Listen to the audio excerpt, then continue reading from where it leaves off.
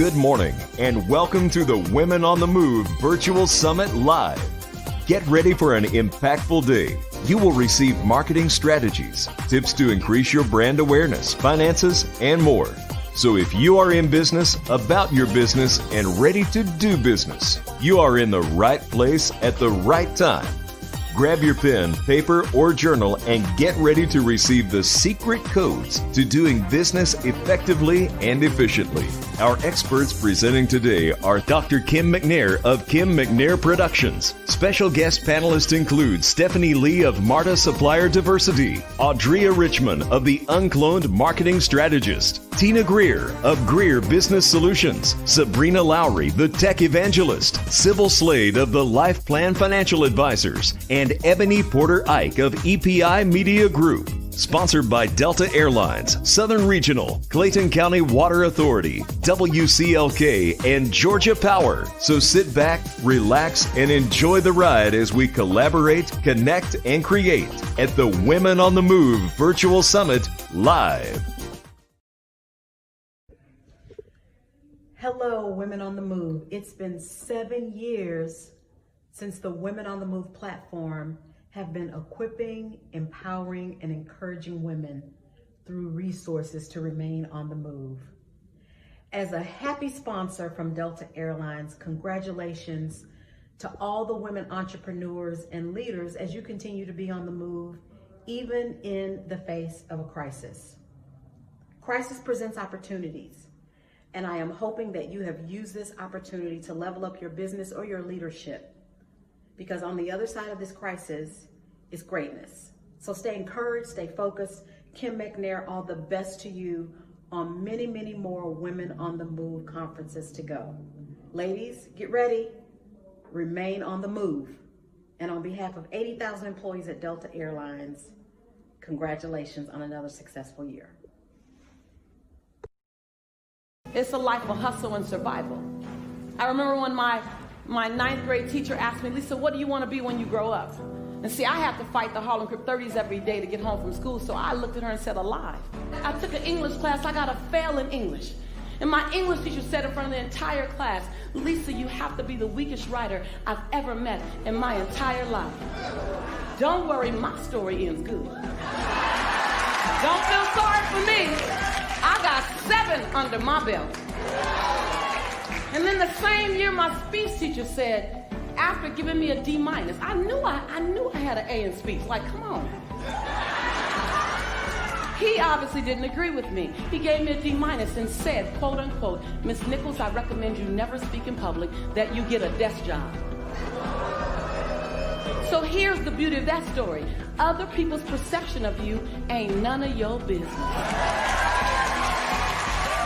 Everything you've ever been through, sat through, rose through, cried through, prayed through, everything is a setup for your next best season. And the way you forgive the perceivingly unforgivable, the way you love the perceivingly unlovable, the way you accept what seems to be unacceptable, the way you embrace after you've been betrayed, the way you do that is the way you will lead us. Your light belongs to everyone who'll be illuminated because you were bold enough and obedient enough to let your light shine. Yes, yes? Yes, yes? And every time you cross someone's path and they can't handle your light, you know those people that they try to give you reasons why you should tone it down a bit. That they would tell Cheryl not to sing so loud. Hey. Right. They would tell me to shut up in class. They tell you kind of strange. You know those people. Dream snatchers, vision busters. Don't be mad at them. They can only love you to the capacity in which they're able to love themselves.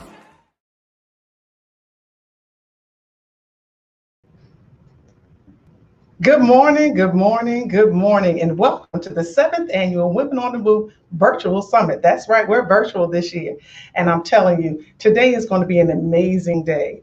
We have dealt with so much during the past 6 months. Oh my goodness, it has just been, things have been topsy-turvy, all kind of ways. But you know what? We were able to pivot, we were able to rebrand, and we were able to market like never before. That's right. That's what we were able to do. So we got through it. And today is a new day. That's right. We want to give thanks because today is a new day. And what you get on a new day, new beginnings. So today you're going to get some new things to put into that bag. You're going to get some new techniques, some new strategies, some new tools so you can keep that bag and keep on rolling. How about that? Yes. So without going any further, I want to take opportunity right now to just, so if you would join me in prayer. Lord, dear Heavenly Father, I want to say thank you. Thank you for this new day. Thank you for these new opportunities, Lord God. Thank you for the women that are going to be presenting today because they have something to share to help someone, Lord God. We're coming together today to collaborate, to connect and create something amazing. But we can't do it without you. Lord, I pray for travel and mercy for those who had to travel and go to and from, Lord God. Lord God, I just want you to touch and speak through each and every one of us for an amazing Women on the Move virtual summit. Amen, amen, amen. How about that? Yes, we are prayed up, so we're ready to get going. Listen, like I said, you're going to get some information that's going to help you rebrand, okay, to pull your business together for 2021. All right, so because this is about over. It's about over. That's right. 2020 is about over. Let's get what we can get. Let's pull it together so we can get ready for 2021. Now, today, I want to give thanks to my sponsors because I would not be able to do this, bring this to you live or anything if it was not for my sponsors. So I want to thank our presenting sponsor, Delta Airlines. That's right. Delta Airlines has been with us for the past 4 years. I think this year makes 5 years. But Delta Airlines has been with us, and I just want to thank them so very much for being a part of the Women on the Move Summit. I also want to thank Southern Regional. As women, we go through things, our health, we have issues, but you know what? Southern Regional Medical Center in Riverdale, Georgia has partnered with us all the way to make sure that we're equipped as women to have the things that we need so that we can go out and do what we need to do. I also want to thank Clayton County Water Authority. They do so much in the community. They say they have the best water. They do. And I want to thank them for partnering with us for the past 2 years. WCLK has been a media partner from the beginning. They have been a media partner from the first day. I remember looking out in the audience and seeing Wendy Williams, the general manager, sitting there checking out what she had signed up for. And she has been with us ever since. So thank you, Jazz of the City, WCLK 91.9. And I want to thank Georgia Power. They have been with us from the beginning as well. Oh my God, Georgia Power was right there. They're always in the community, always doing some great things. And I want to thank Georgia Power for continuing to partner with us. So today we are in a beautiful space, and I want to personally thank Sabrina Lowry for allowing us to come into her office. Not only that, to use her conference room to bring this event to you live. That's right, collaboration, connecting, and look, we're creating something great.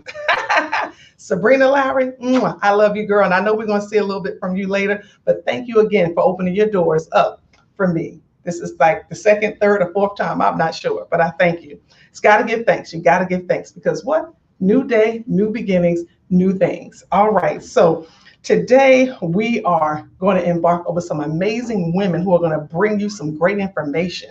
Okay, and you don't want to forget that.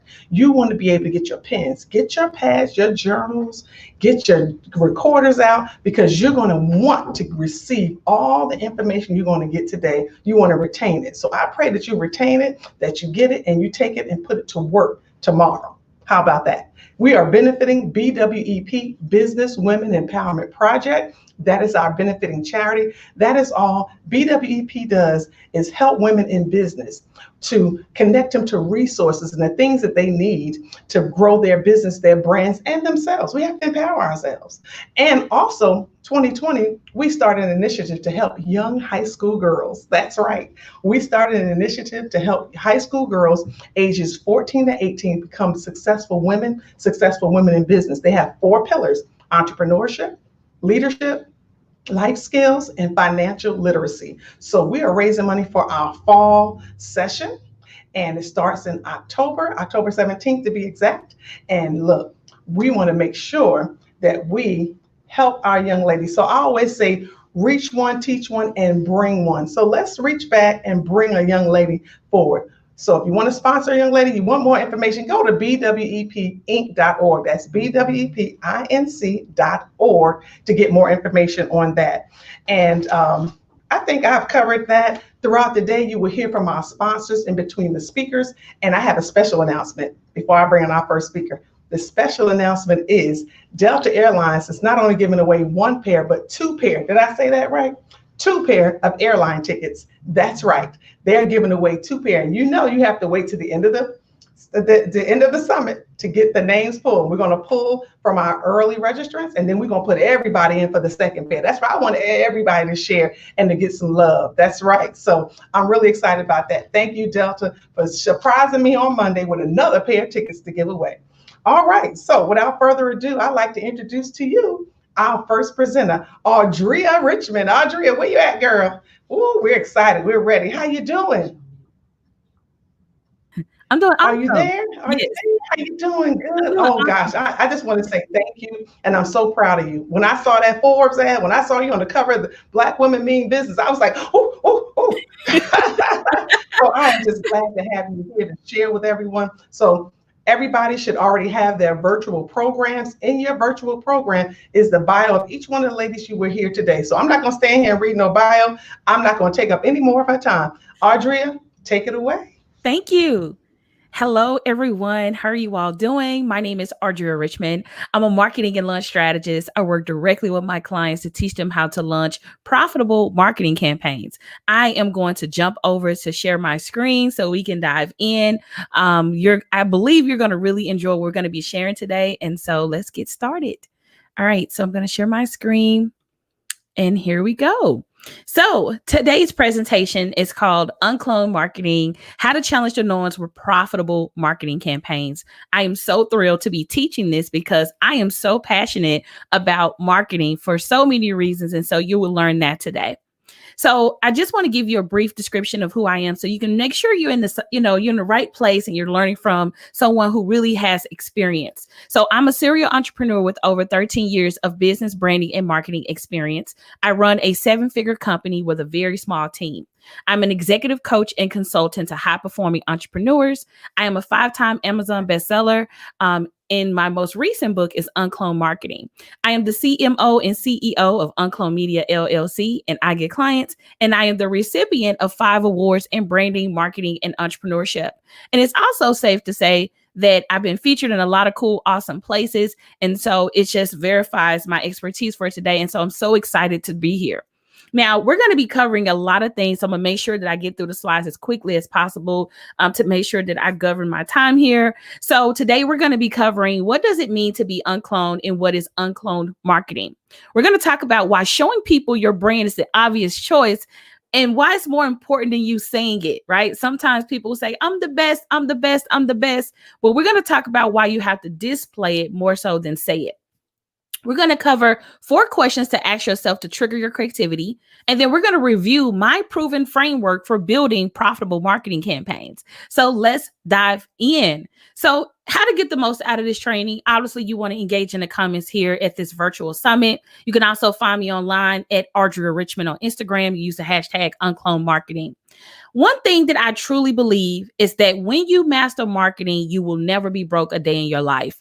And the reason that I so wholeheartedly believe in this is because sometimes we have ideas and we really don't know how to talk about those ideas or share those ideas or get people invested in what we have to present and bring to the world. And I realized that I never had a vision problem. I never had an idea problem, but I realized that there was a cap on how many people could see it, how many people could engage with it, how many people could invest with me. And so I really doubled down and really went on a journey to learn marketing. And as a result of that, my business really took shape and blew up. And it's all because I mastered marketing. And so I truly believe that when you master marketing, you will never be broke a day in your life. Now, one of the things that marketing has done for me personally is that it has changed my life. It has changed my income. It has changed my lifestyle, my options, my zip code, and most importantly, my clients. As a result of me constantly enhancing my marketing expertise, I get to pour that into my clients. And so as a result of that, they are winning as well. So it wasn't all this way, right? Like it wasn't always fancy, big business and featured in Forbes and all of that good stuff. It was never always that way. Very early on in my career, even though I was successful, I had an identity crisis. And let me know if you know what I'm talking about. Like, let me know in the comments if you know what I'm talking about. Like, I came to a point in my business where I felt like I was successful, but I didn't know if people really understood what I brought to the table. And this is what made me question that. People would compare me all the time. Oftentimes some people may say, well, Ardria, I do what you do. Or you might hear people say, oh, yeah, they do the same thing. And I used to always cringe at that thought because that meant that it was nothing different or unique about me. There was something in me personally that I was downplaying and not amplifying to be noticed. And so so on the outside, I was marketing myself and talking about my business just like everybody else. So when people went to go figure out who they wanted to work with, I looked just like everybody else. I remember very vividly, I had a program called Building McBrands.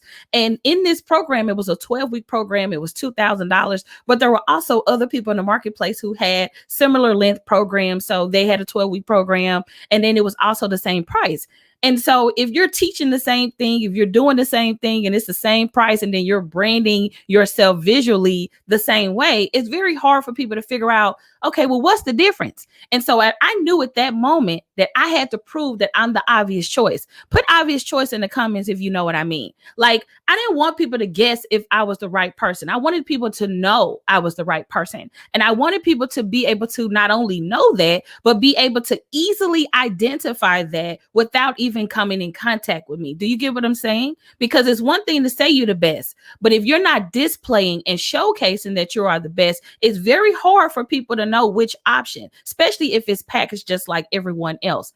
And so that's what actually made me start this movement or this concept about being uncloned. And what does unclone mean? Unclone means to challenge the norms and be the first to do it first. But in the hint of that, in order for you to step into that, you have to get to a place where you are willing to take the risk and trust yourself. This is probably the key common denominator that I see amongst my clients. I do tons and tons and tons of consultations and calls with everyone. And it's a common denominator of people not trusting themselves, not taking the proper risk, and really get into a place where your ideas are valid. Like, what you think is valid. The things that you want to do and create in the world is ungoogleable. You won't find it because it's meant for you to create it. So I really want you all to understand the importance of this. Okay. Now let's talk about why traditional ways of marketing your product or service is no longer exciting. How many of you all have participated in some boring marketing? And so my goal here today is to really change your perspective and get you in a way of thinking like, hey, what can I do that's different? What can I do to really put myself out there? So the first thing is most marketing is predictable. Most marketing is not creative or fun. It lacks innovation and tech integration. It doesn't have like a personable experience. And it also doesn't allow for customization as well. And it also lacks community involvement and or customer service. Remember, how bad is it to be so excited to invest in something, and then when you invest in it, it's a bad user experience? And so these are the traditional ways of how people kind of approach their business, but I'm giving you permission today to do you, right? Whatever that may mean for you. And so let's think about some questions to ask yourself. So in my book, I cover 11 questions, but today I want to give you 4 questions to really ask yourself to trigger your creativity. Number 1, what has never been done in my industry? This is a very good question to ask yourself because it gives you permission to really look at the landscape of your entire industry and say, what has never been done before? Or to challenge what has been done before. Like, why are we always doing this? Or why are we always creating things this way? Why haven't we thought to add this? Or why haven't we thought to stop doing this? Like, this kind of gives you permission to do you, right? Another thing to ask yourself, what are others unwilling to do? This is where you're going to find a lot of gold. And the reason I say that is because people do just enough to be noticed. People do just enough to get the check. But I want you to go further than that so you can make an impact. I want you to go further than that so you can make history. I want you to go further than that so you can really get to a place where your legacy is so excited about what you're about to do because you're stepping into a new version of yourself. And a lot of that comes from, stepping into that section of your business where you're unwilling to do certain things. And now you're saying, you know what? I'm all in. I'm going to do whatever it takes to be the best, and you operate in that fashion, okay? Another thing that you can do, and this is a little bit advanced, is what type of intellectual property can you create that will block others from taking your ideas? So this would kind of involve you obviously getting with an IP attorney and looking into trademarks and copyrights or patents and coming up with something that gives you authority and really leverage you in a high level way. Number 4, how can I present, package, and showcase what I sell in a very creative and unique way? So there are 4 questions to ask yourself the next time you get ready to launch your marketing campaign. Make sure you ask yourself those questions. Now, this is something that I really want to dive deep on, right? Let's talk about marketing campaigns, uncloned marketing campaigns versus promotions. And there's a big difference between the two. One energy is all about being intentional, and then there's that other energy about being unintentional. So marketing campaigns allow you to take your client on a journey that's designed to educate, engage, wow, and ultimately inviting them to buy your product or service. I'm going to say that again. Marketing campaigns, okay, allow you to take your client on a journey that's designed to educate, engage, wow, and ultimately inviting them to buy your product or service. That's being intentional, right? That's you designing at the start. Unintentional, on the other hand, is promotion. This is when you hammer people over and over and over and over with the same marketing message, the same graphics, the same branding, hoping people will buy your product or service. People may also think that you are spam, and that's not good, right? That's just not good. So answer a question for me. Do you want to be intentional or unintentional with your marketing? Let me know in the comments. Now, I want to talk about when you adopt a marketing campaign mindset, it's another thing that opens up in you because you're more intentional. You begin to be a little bit more thorough. You have time to really make that connection. But when you're in promo mode, it's like hustle, constantly grinding. So one of the things that I would encourage you to do is to begin to think about, how can I adopt a marketing campaign mindset? And I want to talk about when I switch from my mindset of promotion to actually running marketing campaigns. This is what happened. So my very first campaign was in 2014. Don't come for my afro.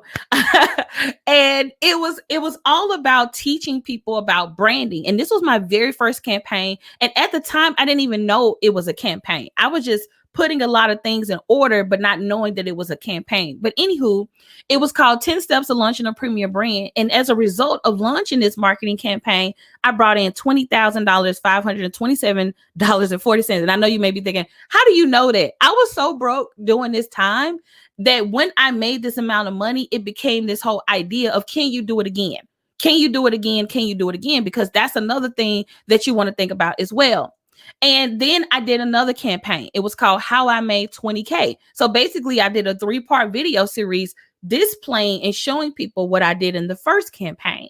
This campaign brought in $45,000. So I'm like, okay, cool. Then I turned around and did another marketing campaign, which is called Rake It Up, 3-part video series. And basically, this was a marketing campaign to kick off one of my previous membership sites. And I did over $200,000 in recurring revenue. Then I launched a mastermind using social selling marketing strategies where we brought in $240,000 in contracts in 3 weeks. And this was just me really inviting people into my world and telling them about my high-end mastermind. As you can tell, we had a cap of 20 people. Then my most recent campaign, which was the book launch for my most recent book, we used social media strategies, text message, content marketing, live streaming strategies, but it was a cohesive marketing plan. And we made this campaign did $201,000 in less than, let's just say, 81 days. That's like insane, right? And so hopefully what you're getting from this is that when you are intentional, when you create your marketing plan and you execute your marketing campaign, you can be able to experience similar results. But I want to introduce you to my framework. Like, what do I do when I begin to actually do these campaigns? So I have a framework. It's called the Unclone Marketing Campaign Success Path. It's basically a process that I take whenever I'm about to make a marketing plan. So the first step is I want to make sure that whatever campaign that I'm about to do, that I have the authority and credibility to actually do that campaign. So you might want to ask yourself some questions like, who are you? Why should I trust you? What proof and results do you have? What does your website and brand say about you? What else? Who else has said you are good at what you do? So you want to begin to ask yourself these questions, because if you're not going to answer the question for your prospects, they're going to Google, they're going to research, they're going to read the reviews, they're going to want to see the testimonials, they're going to want to see the case studies. And so whenever you're about to go into your campaign mode, you want to make sure that people can trust you. That's why this step one is so important. And so this could be you being featured in different publications and different magazines and different online sites, or being featured in articles and things like that. That could be a place that's like an authority and credibility example. Another thing is collecting reviews and testimonials. What are people saying about you? You know, if you are doing work with people, have them to review you, talk about what you bring to the table. That way other people know, like, I'm not just saying I'm amazing, but check out what my clients have to say. And then another way that you can show authority and credibility is by displaying and showing people that, hey, not only am I winning, but look at my clients, they win too. So one of my clients, Dr. Ebony, she came out with a card deck called My Therapy Cards. And literally she made $100,000 in 32 days, right? As a result of what I'm teaching her. And so if I'm telling people like, hey, look what I did with this particular client, they're like, whoa, what'd you say you do again? And so you want to have that variation, because like you got your results, you got your testimony and reviews, and then you have that publicity factor. Okay.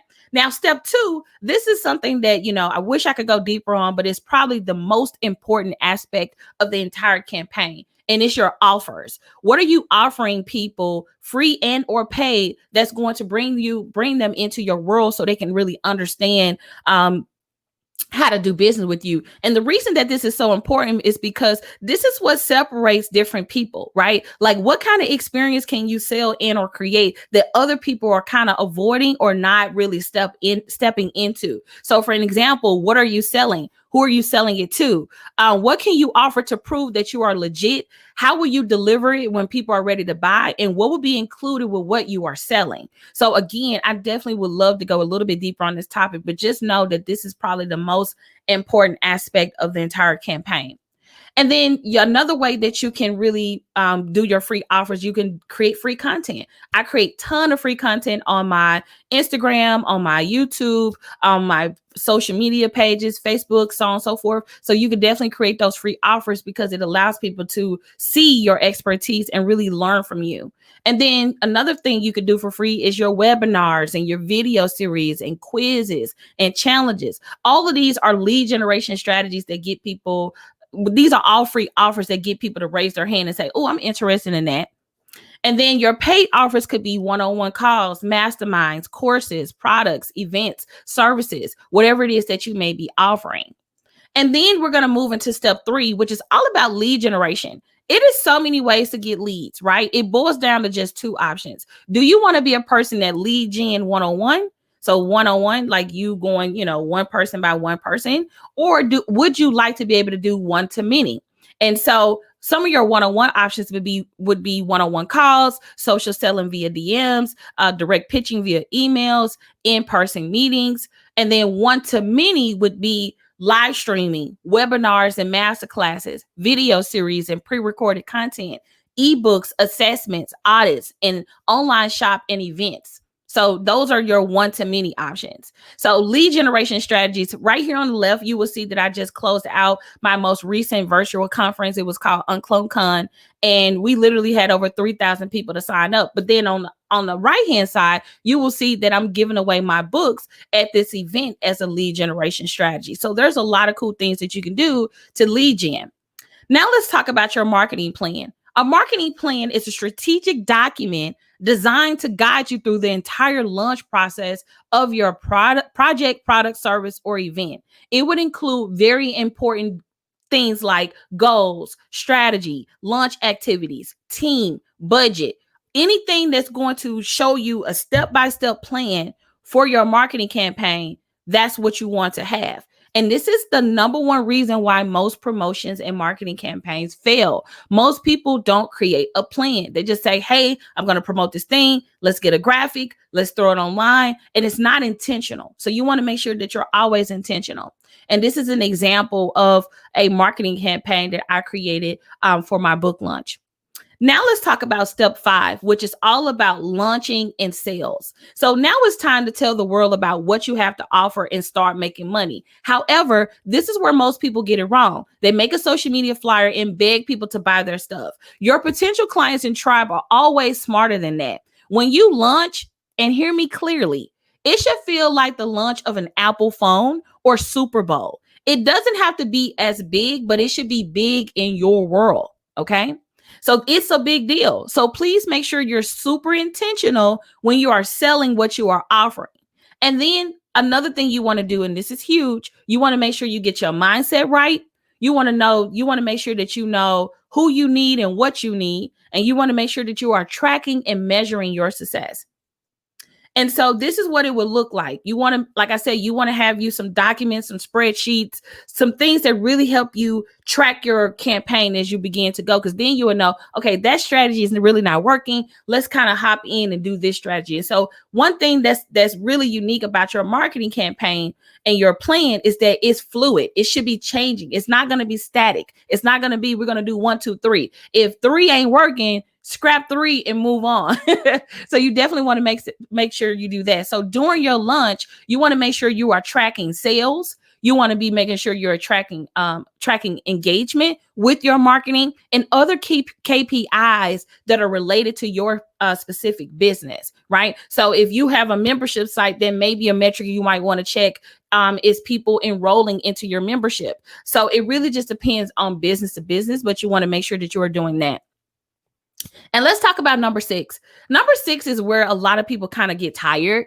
But this is not a place to get tired. You know, you can keep going. And so this is where you should be mastering your clients and customers. When you get clients, the work is not done. It's actually just getting started. Now is a great time to look at your business model and get clear on how you plan to continue the relationship with your clients. The people are more likely to buy from you again and again. So the people who gave you money one time will give you money again and again and again, as long as you have opportunities for them to expand with your brand. Okay. So let's talk about 4 ways that you can serve your new clients after your marketing campaign. You did all of this work. You got everybody excited. And now you have all of these really cool new clients. So one of the things you can do to really serve them is, number 1, create a unique, high-touch onboarding experience. How can you wow people after they give you money? I love when people onboard me properly because it makes me feel good about my investment. Number 2, companion products and services. So what else can you sell or offer to your client that will be a companion to what you just sold them? Also, discounts with brand partners. Do not disconnect from the people that you are connected to. How can they come in and be an asset and a resource to your current clients? Number 4, access to surprise and unannounced gifts and experiences. People love surprises. Okay. People love surprises. So make sure you include that. If you would like to go deeper on this topic, you can order my new book at audriarichmond.shop. My book is called Uncloned Marketing: How to Challenge Your Norms with Profitable Marketing Campaigns. In my book, I break down how to actually create your marketing campaign. I tell you 20 things that you need. I show you 16 things you should track. And it's a really good book if you're really ready to go deeper with that. Thank you so much. And that is my time. All righty. This is great. I'm telling you, if anybody missed this, they crazy. Great points. And I just want to say thank you so much, Audria. Did anyone put any questions in the chat? Let's check the chat. Let's see if we got some questions in there. While they're doing that, I do have one. Okay. When you launch a product, how much pre-marketing do you need when you're launching a product? As much marketing is required to prove the point. So when I did my marketing campaign for my most recent book launch, I knew that trying to get small business owners to do campaigns was going to be a challenge. So I had to make sure that, like, hey, I got to market quite a bit. So, and I have to market in a unique way and be the demonstration. So I felt like I'm the demonstration. And so I wanted to show them in real time, I'm doing a marketing campaign, but I'm going to also show you how to do a campaign. So I think it just varies from project to project, depending on the goals and objectives. I need you to bring it to me. I need to bring it or read it. Somebody read it. Okay. Seems like we have another question that's coming to me right now. Okay. Okay. Right here. Wow. What was the title of step 5? Okay. So step 5 Thank you. is launching and sales. Launching and sales. This is where your campaign is live. You've already developed your marketing campaign and you're in the thick of marketing. You're putting out your flyers. You're doing your live streams, things like that. Okay. All right. Well, look, Audria, I'm just so thankful that you just took time out of your busy schedule. It was great to have you. I know that you were able to give somebody something they can put in that bag. If they didn't get those strategies today, if they didn't get intentional and unintentional today, then they're not trying to be intentional. Yeah. But again, thank you guys. Her information is in the virtual program. Her information came across the bottom of the screen. Please connect with her. You want to be a part of all what she is bringing to you. I want to thank you again. And right now, we're going to have a quick little video from one of our sponsors. Thank you, Audria. Thank you.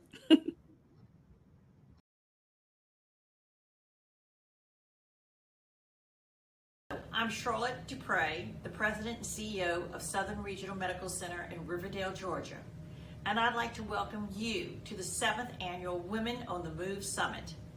We have always been a proud sponsor of this exceptional and incredible event because we understand the important role we, as women, have in the healthcare decisions of our loved ones in addition to our own. As the key provider of women's health services in the Southern Crescent area of Atlanta, we are dedicated to ensuring high-quality healthcare services for women of all ages. From our maternity unit to our newborn and level 3 neonatal intensive care units to our comprehensive gynecological care and breast health care program, Southern Regional offers a full complement of services for you in our beautiful Women's Center. Our extensive team of specialists and highly trained nurses are dedicated to providing you and your family with the healthcare services you need. Thank you and enjoy the summit. All right. Here we go. So thank you, Southern Regional Medical Center in Riverdale, Georgia, for those kind words. Thank you, Charlotte Dupree. We couldn't do it without you, girl. So next up, we have Miss Sybil Slade, Life Plan Financial. What's up, Sybil? Good morning, Kim. Good morning. Hey, I'm here, girl. I want to thank you. Look, like I told you guys, I need to get a drink. Wait a minute. I got some tea. I'm going to follow suit. Listen, like I told everyone, all your bios are in the program. I am not going to stand here and read all da. You get ready to tell us how to get some money, how to get some funding, or how to get our money right. So without further ado, ladies and gentlemen, Miss Sybil Slade. Thank you. Good morning, everyone. Good morning, everyone.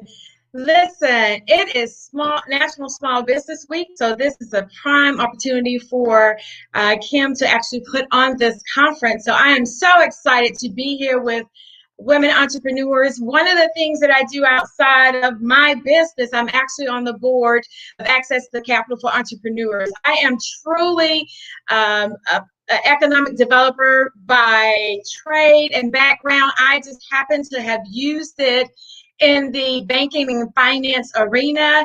I was a regional community development manager for the Federal Reserve System for 21 years.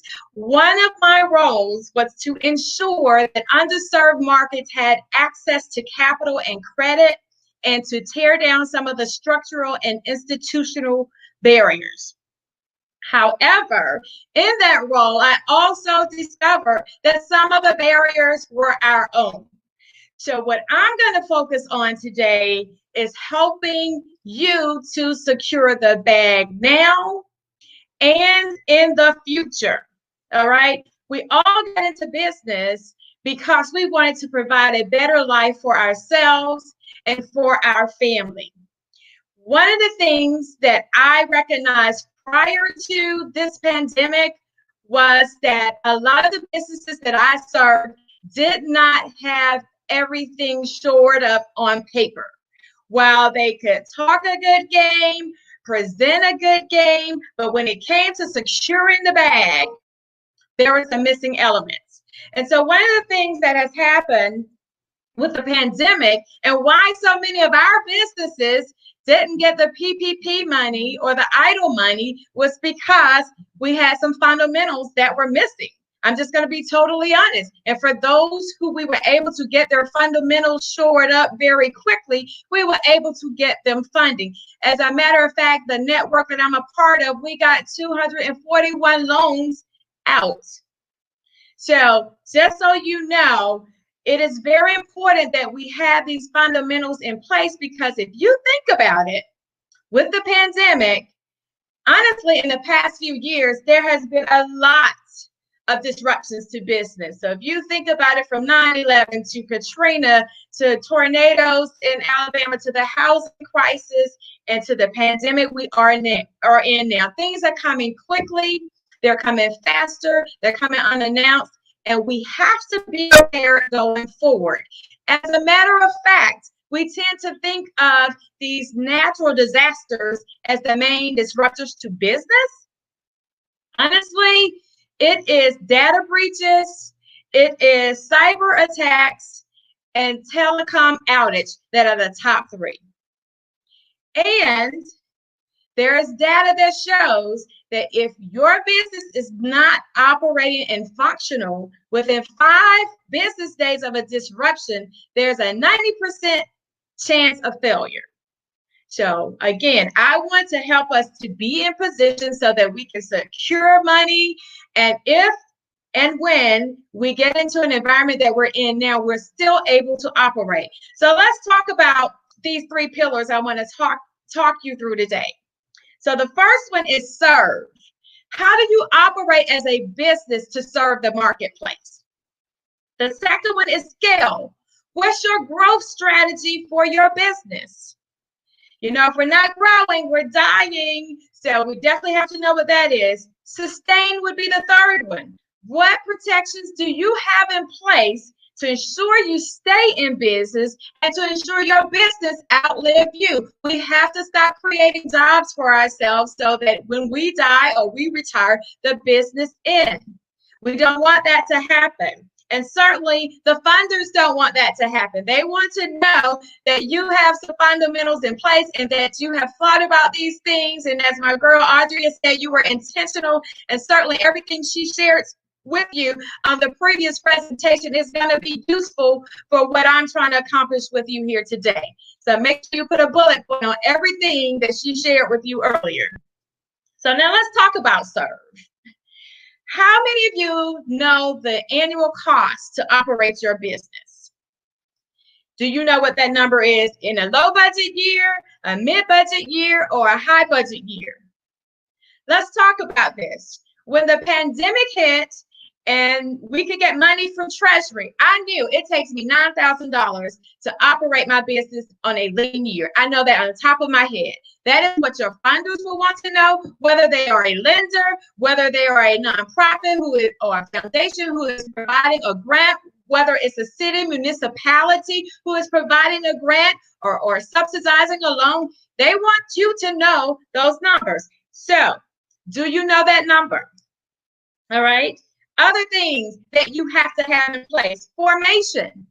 It's not just a matter of registering your business with the Secretary of State. What is your business formation? The S corp? Is it an LLC? Is it appropriate for your business type? That is something that you need to sit with a professional to decide, to make sure you have the right formation structure. What about your personal and business credit? Do you actually have business credit? What does your personal credit look like? And what does your business credit look like? If you don't have a business credit, then it's time to start. You need to go ahead and open a savings or checking account for your business that you can do transactions out of. You need your Dun and Bradstreet number. And you need a credit card or credit line. So this is something that, just as we built it for ourselves personally, we have to build it for our business. And that helps to remove a lot of personal liability off of you should something happen to your business, or should something happen to your personal credit. At least your business credit can still allow you to get access to capital when you need it. All right? Your financial statements and bookkeeping. That's very important. Yes, we all know how to do spreadsheets. We're all familiar with QuickBooks, but do we really have the accounting acumen to handle our own books? Yes, maybe our girlfriends are fluid in it, but they don't necessarily have an accounting acumen. I have seen $1.5 million revenue business where the owner was actually doing the QuickBooks, but everything was categorized wrong. You just can't collapse categories. So when I went to try to value her business for succession planning, I had to undo all of that work. And that takes a lot of undoing, and it can be very costly. So make sure that when it comes to your financials, that you have your financial statements. And that was one of the things that stopped a lot of people from getting the PPP. They couldn't get those things together quick enough. They didn't have a professional that could help them quick enough, because everybody was inundated with having all the businesses to get all of their personal financial or their business financial statements together. And make sure you're not commingling your funds. There needs to be a direct path for payroll from your business to you as the individual. You can't commingle those things, all right? Your cash flow. What does your cash flow look like? Is your cash flow steady? Is it cyclical? Is it seasonal? What is your strategy to ensure that your cash flow is levelized if you do have a cyclical business? Most startups have cyclical businesses. So cash flow. So you need to make sure that you have created a plan, a strategy to equalize your cash flow across the year.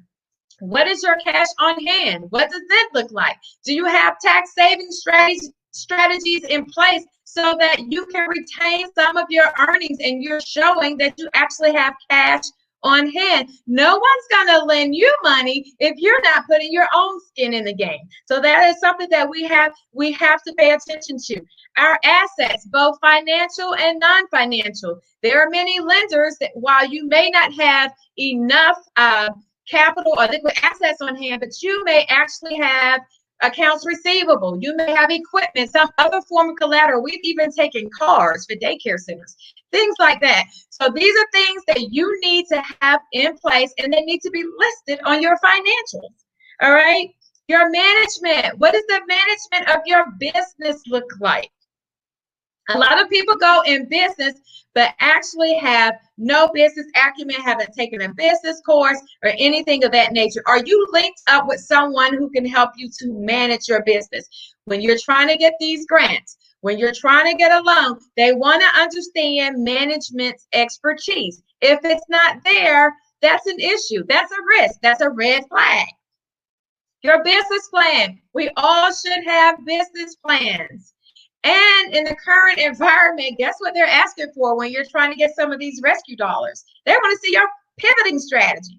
There needs to be a pivoting strategy inside of your business plan. And certainly there needs to be an exit strategy. If all else fails, how are you going to shut this business down and be able to take all of the capital and assets out of the business and pay these individuals who have provided you money? So those are the things that we need to do when we think of how we're serving the marketplace. Are we serving the marketplace as a legitimate business? And those are the things that we have to do with these new funding streams. And now that we've gone through COVID and these emergency funds, everybody is asking for it. So prepare yourselves. Now let's talk about scale. How do you plan to grow your business? Is your business a cash cow or a labor of love? Cash cow, you'll make money while you're asleep. The widgets are going out the door quickly. But if it's a labor of love, then that is probably when you're going to have the cyclical cash flow. So you need to understand what type of business that you have. Are you creating jobs with livable wages? Those are questions that funders are asking. They want to know that you're creating jobs. That is why they're putting these tools and programs into play. They're looking for impact, not just for your personal life, not for you creating a job, but how you're impacting your community, how you impacting other lives in your community. So here we go to the arduous stuff. If you have a cash cow, or you organically marketing, so how are you growing your business? Are you doing it organically through marketing? What does your marketing strategy look like? Audrey gave a lot of great tips on how to bring your business to the market from a marketing perspective. Do you have partnerships? Do you have strategic partnerships? What does that look like? Who are your strategic partners? Are they referral sources? What does that look like? Maybe your business is a labor of love like mine. So in order for me to grow, I need to buy other financial services practices. And that's what I'm actually doing now. I'm in a succession plan while I am buying the practice that I am a part of. That is the only way that I'm going to grow quickly and come to scale quickly, is by merger and acquisition. So that is something else that you may want to think about. Is there someone else in your industry who is selling their business? And if you acquire it, will it help you to grow? Will it help you to scale? Do you have a line of credit to fund your growth strategy? That goes back to what I was saying in number one about serving and making sure that you have a business credit. So you need that line of credit. You need to be able to show that I can grow and I can infuse some capital into my business to grow. Maybe you've thought about becoming certified as a women-owned small business, and you're going to do government contracting and procurement. I know you'll hear more about that later today. That is another way to scale. And even in that space, it may not be government, maybe it's private sector. But again, the lender is going to want to know, who are your clients? Who are your clients that you have these contracts with? Now, let's move to the third pillar. Let's talk about sustain. How do you ensure you stay in business? I alluded to it earlier. There are a lot of things that are disrupting our business, and they're coming more frequently. So you need a continuity plan. They want to see that you have a continuity plan. They want to know if there's a disruption in your business, how are you replacing your business income? You actually want to know, how are you replacing your business income? Perhaps you have payroll. Perhaps you have a restaurant that's burned down. Excuse me. And it'll be 6 months before it's online again. How are you going to sustain during that time when your business income is disrupted? What about disability income? Suppose you become injured. How are you going to support your family during that time? And then again, I mentioned the business interruptions. We have to be started within 5 days. So your continuity plan should talk about where data is held locally, where it's held offsite. It should talk about who's in charge, should the business shut down, who do the employees need to contact. They want to see all of this real plan around continuity. And then you have succession planning. What's the value of your business? Do you know the value of your business? Do you know the value of your business if you're in it as the owner? Do you know the value of your business if you're not in it? That's another thing. We don't do business valuations, so we really don't know the value of our business. And again, we retire or we die and the business closed, but actually the business had value, could have been sold, you could have left a legacy to your family. So know the value of your business, determine whether you want to sell it or transfer it to a family member, and make sure that family member actually wants your business, or transfer it to a key employee. These are things that you want to talk about, and you want to have a plan for that and show the funders that you have a succession plan in place. You also want asset protection. How are you protecting your assets? Making sure that all of your liabilities are covered. You have to think about everything that could be a liability to you, and how do you have those things covered? So that's very important. You may have intellectual capital. You may have a trademark. How do you have that protected? These are things that you need to be able to explain to the bank or to the lender or funder. Estate planning. How are you going to transfer the business and the assets in a tax efficient way to whomever? People don't want to inherit a boatload of taxes. So you need to think about transferring it. Do you want income coming from the business? How are you going to structure that so you're not tax heavily, the buyer is not tax heavily, or your family member who's inheriting the business is not tax heavily? Again, these are things that funders want to know. They really want to know from startup to exit strategy. What are your plans?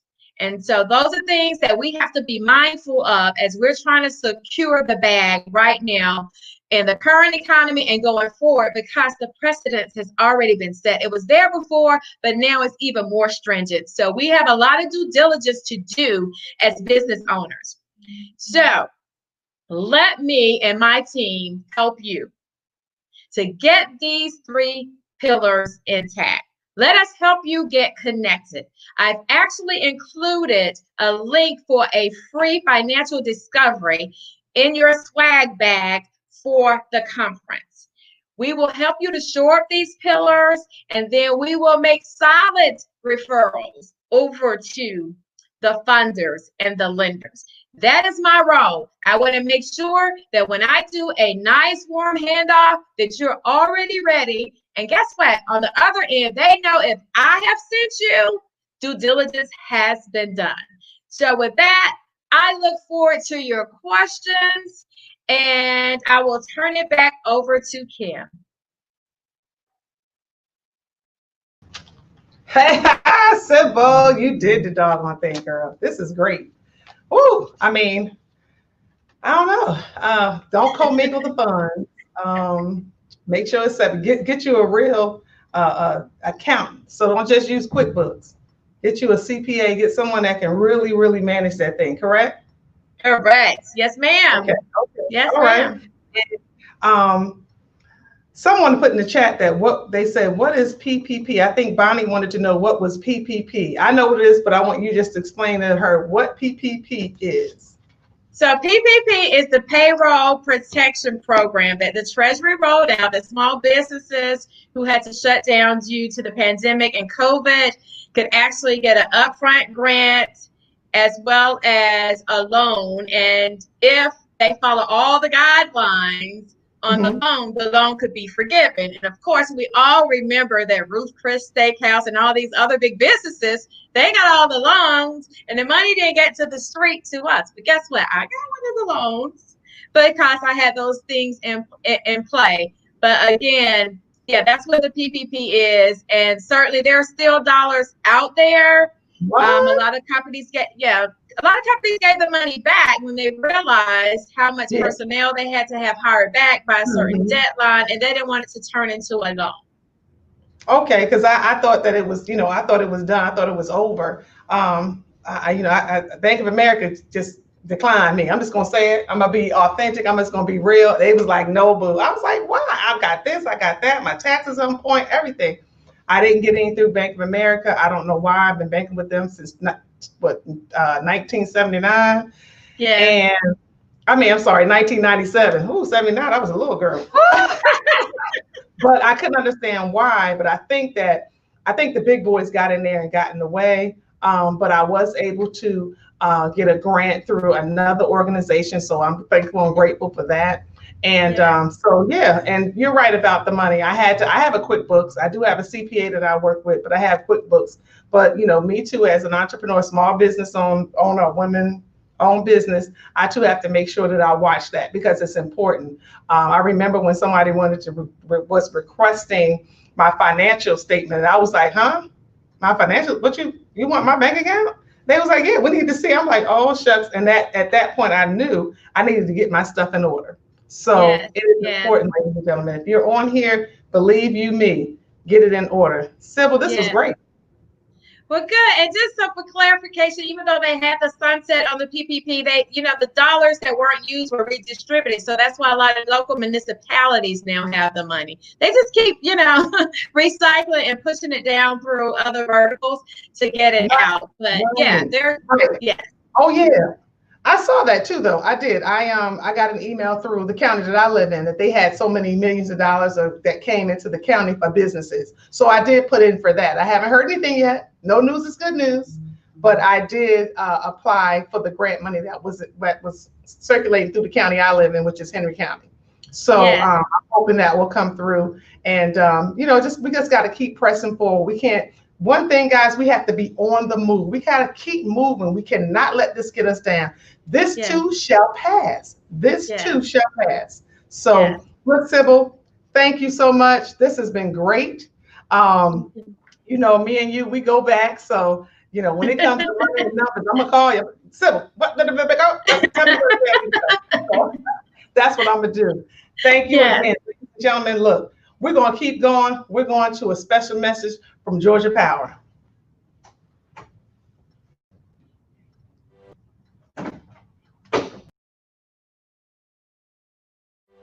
We will get through this with hard work and long hours, by keeping our distance while keeping in touch, by traveling less and moving more. You do your part by staying home, and we'll do our part to keep the lights on, providing you with reliable energy and giving you more ways to use it efficiently. We know home means more now than ever. Count on us to be here so you can be there.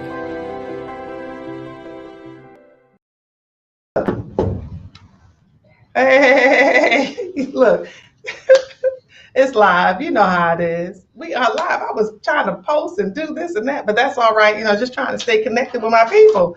Look, we are on the move. We're going to continue to be on the move. And guess who's next? Stephanie Lee. And no other than Stephanie Lee from MARTA. And they are always on the move. I see, MARTA. I know what you're doing. Girl, how are you today? Unmute. I can't hear you. I am doing awesome. Thank you. Yes, I know, girl. You are beautiful. You look great. Hey. Stephanie, it's been a long time. I was trying to get you to be a part of this. We went back and forth, but I'm so glad that you were able to join us this year for this virtual summit. And I know you have some great information that you want to share with those that need it. So look, guys, get your pens, your paper, your pads, get ready, because Stephanie Lee is about to bring it to you. Here she is. Thank you, Kim, for the invite to be a part of this amazing Woman on the Move Summit. Good morning, everyone. I am Stephanie Lee, Supply Diversity Program Analyst with MARTA, Office of Diversity and Inclusion. I oversee the Small Business Enterprise Program. I'm responsible for ensuring the utilization of small and disadvantaged business enterprises on MARTA's contracting opportunities, community outreach, and supplier development. My mission as a small business advocate is to educate and create innovative platforms for small businesses. So today I will be discussing 10 essential steps for doing business with MARTA or with any other public entity. So now I'm going to share my screen.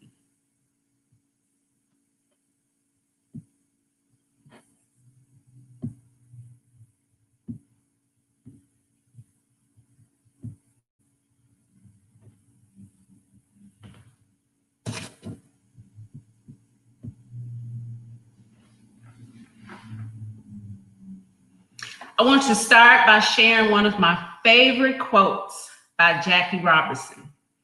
A life is not important except in the impact it has on other lives. I take that quote truly to heart because I love what I do. I love being able to help small businesses in developing their businesses to grow and sustain, which in the end will impact not only your business, but your families. The families in which you are creating economic wealth for. So let's get started.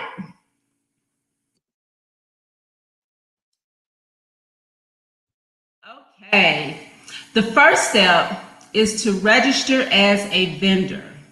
For those of you who are not currently registered, please visit MARTA's website at www.itsmarta.com. You will go to the iSupplier registration tab, and there you will start the vendor registration process. The second step is get certified. MARTA has a DBE and SBE program. We only recognize those businesses who are DBE certified and SBEs who has registered with GDOT. For those interested in a DBE certification and your business is located in Clayton, DeKalb, and Fulton counties, you must submit your application electronically through MARTA. For all other counties in Georgia, you must submit your application through GDOT. MARTA doesn't administer an SBE certification process. We rely on the verification of GDOT for that. So if you are interested in registering as an SBE, you will go through a registration process with GDOT. And GDOT's website is www.dot.ga.gov.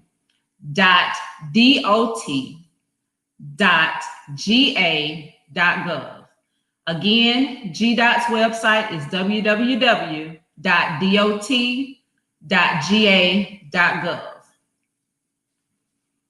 The third step is to create a capability statement. For those who don't know what a capability statement is, it's your business resume, and it's a great tool for marketing your business. I love receiving capability statements because it gives a detailed view of services and products you offer. And it is so necessary right now that we're in a pandemic. It's a great way to introduce your business to MARTA. When I receive a CAPE statement, that starts my pre-qualification stage. I take a deep dive into details of the services and products you've listed on your capability statement. And I also take a look at your website to ensure that what you have on your CAPE statement is truly what you are advertising on your website. And speaking of websites, please, please, please make sure that your website is up to date and truly represent your brand. I have to give a shout out to Tina Greer of Greer Business Solutions. Tina will be speaking with you all a little later during the summit. But for those small businesses who do not have a CAPE statement, Tina is the go-to expert. She does capability statement workshops, and she helps small businesses develop their capability statements. So if you need guidance on how to create a capability statement, make sure to reach out to Tina.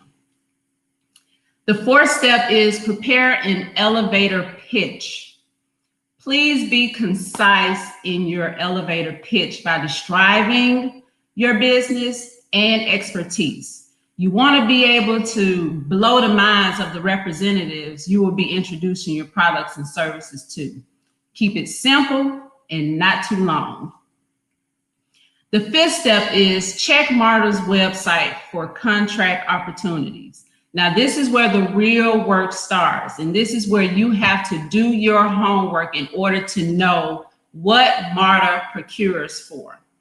And once again, the website is www.itsmarta.com. And on the website, you will be able to view current opportunities and anticipated procurements.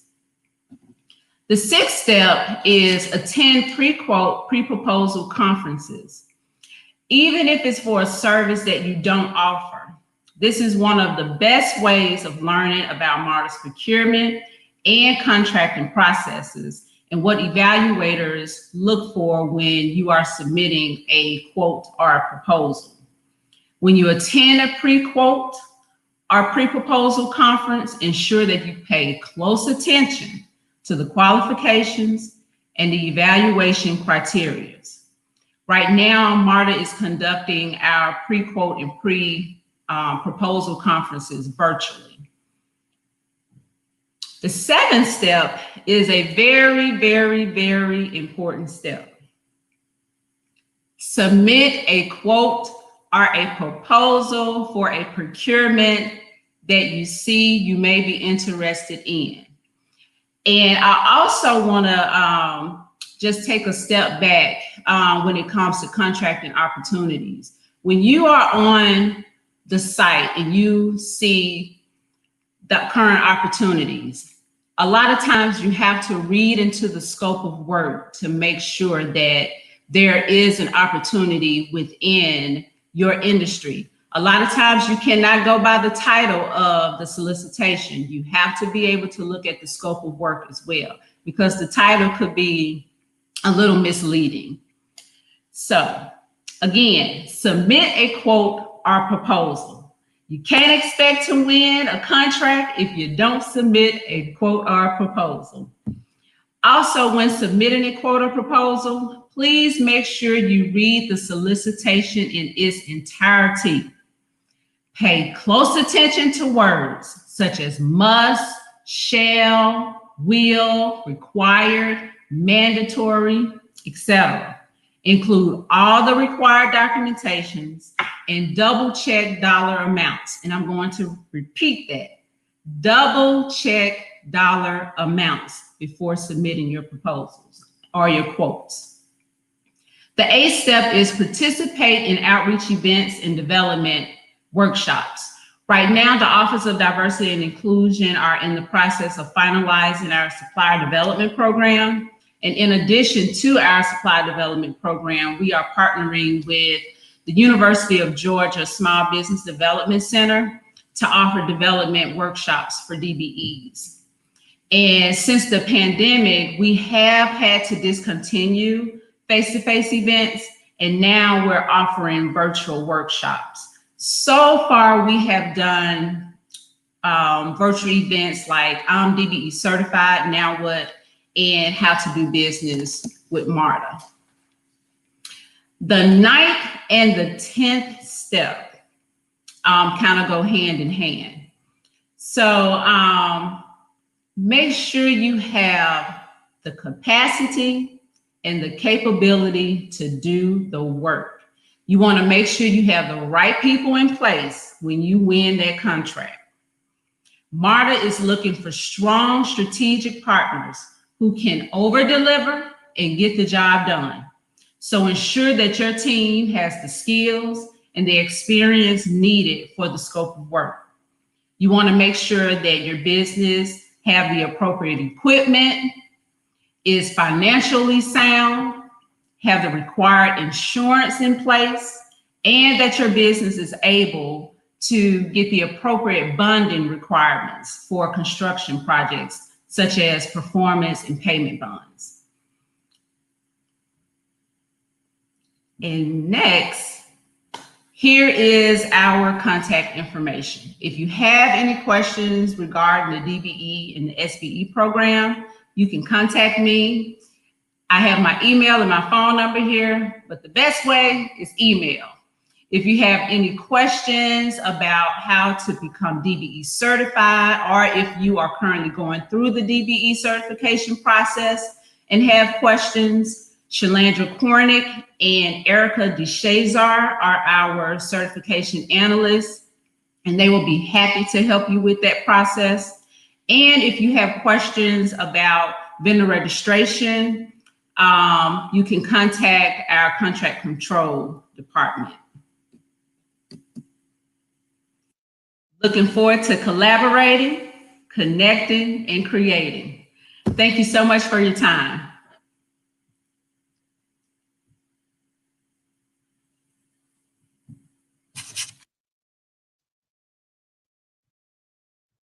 Now, things we need to move our businesses, our brands forward. We need these tools in our bag. Everybody talking about the bag, but they don't have the right tools in that bag.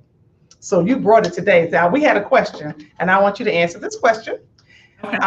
Is it necessary to have multiple capability statements? For example, I have 2 businesses. Therefore, should I have a capability statement for each skill and service? Absolutely, yes. Yes. Yes. Okay. Yes. So if it's 2 different companies, so if you do, if you have 2 different companies, yes, you will submit a capability statement for each company. Okay. Okay. All right. Okay. So I'm thinking now about the brands and what I have and what I offer. But for a nonprofit, you don't need a statement. Am I correct? Correct.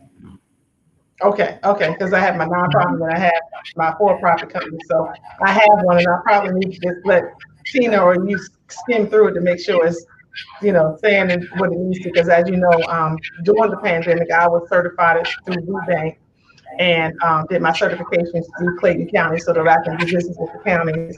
And I haven't gone to everyone yet and finished, registering as a vendor like I need to. I need to go back through that, and I can do it after the summit. But registering as a vendor is very important. Yeah, that's very important. Making sure that you are registered as a vendor. For the procurement department for MARTA, if they're looking for businesses, that will be the first step for them, is to go to our supplier portal to look for those small businesses. Okay. So cool. Well, great. Well, look, I want to thank you. You did an amazing job. Thank you.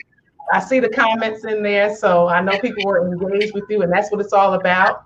That's what we wanted to do. And things are flowing, moving right along. A lot of people say, oh, 10 to 1, but look how it's flowing. Time flies when you have fun.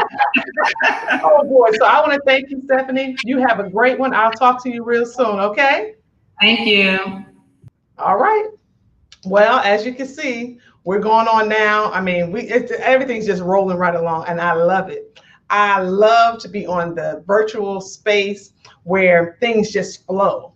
And it's not like a lot of dead space and and people, are giving you information you can use. And it's engaging. This is great. Oh, thank you. Thank you. New day, new beginnings, new things. All right. So we have a special message from one of our sponsors, and then we'll be back with Ebony Porter-Ike.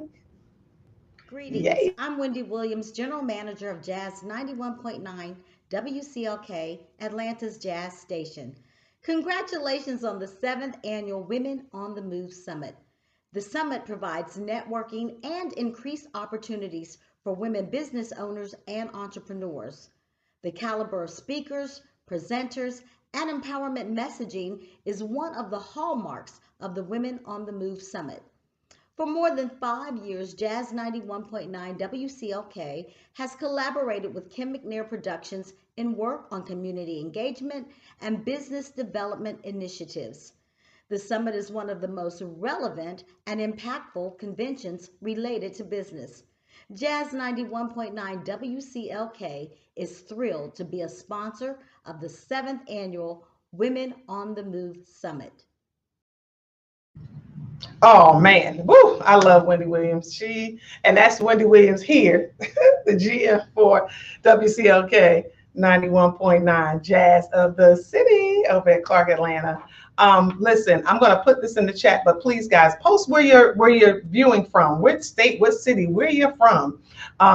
We had so many people register. People are moving and grooving. I've been texting behind the scenes my sponsors and saying, hey, what's going on, guys? They say, we've been popping in and out, this and that. So it's all good. It's all love. But I'm just excited about today. This is great. All right. So, you know me, I don't like to hold up. Time is of the essence. If Dr. Deborah Johnson Blake is on, if I ain't learned nothing about time, she taught me about that time. So you have your virtual programs. The bios are in there for every young lady that spoke this morning and those to come. And so I'm not going to stand here and read no bio. I'm going to bring to you the lovely, illustrious, the dynamic Ebony Porter-Ike. Is that you? Where you at, girl? Hey, I'm here. Can you hear me? You here? Girl, Yeah. I'm so glad that you're on with us. I know you have some things going on. EPI Media Group does some amazing things. I know you got some new stuff for us today, Coinology. I'm just ready. So I'm going to, get out of the way, let you do your thing and get some notes. All right? All right. Can you guys hear me? Can you guys hear me well? All right. Well, I'm assuming, can you guys hear me well? I hope you guys can hear me well. As Dr. Kim said, I am Ebony Porter Ike, and I am the president and CEO of the EPI Media Group. I am also a speaker and an author, and I created a new platform, a business methodology entitled Coinology. And today we're going to talk about it. I wrote 2 books in so far a 12-book series. And it's all about how do you monetize your purpose and your passion? Why is it that we feel that we must give those things away? So I want to talk about that. My very first book within the Coinology series was entitled Authentically You. And I think it's so perfect for the time that we're living in right now. I think all of us were impacted by the news and what we saw yesterday as it related to Breonna Taylor, no matter what side of the platform you're on. But what I'm here to say today is that it's okay to be you.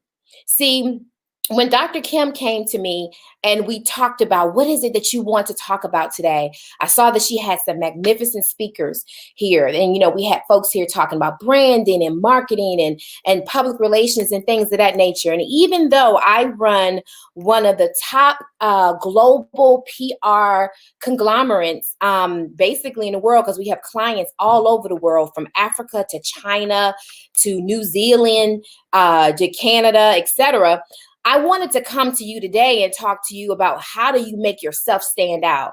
See, a lot of the people that I have come to me, they come to me with this cookie cutter approach. They want me to make them like someone else. They want me to create a program like something they've already seen.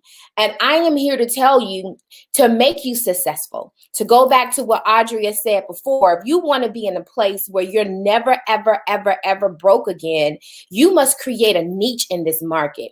You must be able to create something that's going to allow you to stand apart from everyone else. And the only way that you can do that is to understand your purpose, understand your passion, and to be authentic to what that is. See, trying to be like someone else, trying to walk like someone else, trying to look like someone else, trying to be someone else will always be exposed. And then at that point, your customer base, your client base, they will not trust you. They will not want to do business with you. I don't care how rough, how ragged, how rugged your message is. I don't care how rugged your approach or your look is. It is who you are. And that is a target audience out there that relates to you. So understanding who you are and going after the target audience that responds to who you are is how you get to a point of never, ever being broke again in your life. Okay, so today we're going to quickly walk through. I know I have very limited amount of time here from Dr. Kim. So we're going to talk through, who are you?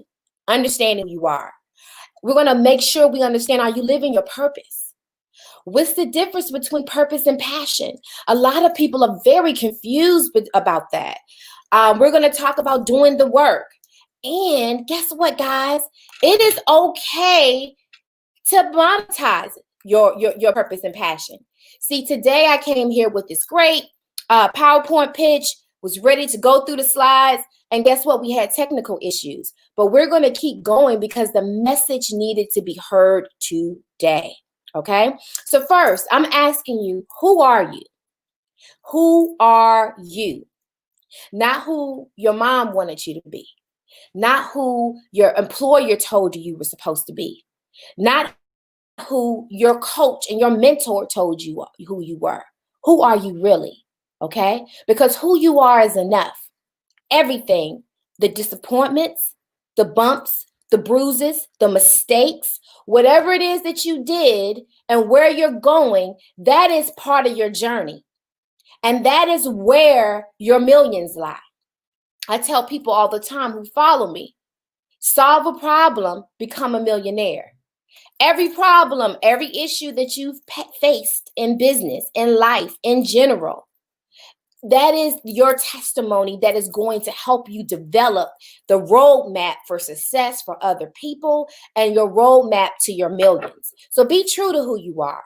Don't hide. Your purpose, your passion comes through your pain. Hiding those things will keep you from being truly authentic to who you are, right? And from there is where we build our brand. From there is where we build it. See, I have people come to me and they may have only had a 9th grade education, or they may have spent some time incarcerated, or they may not quite understand the English language like some would like.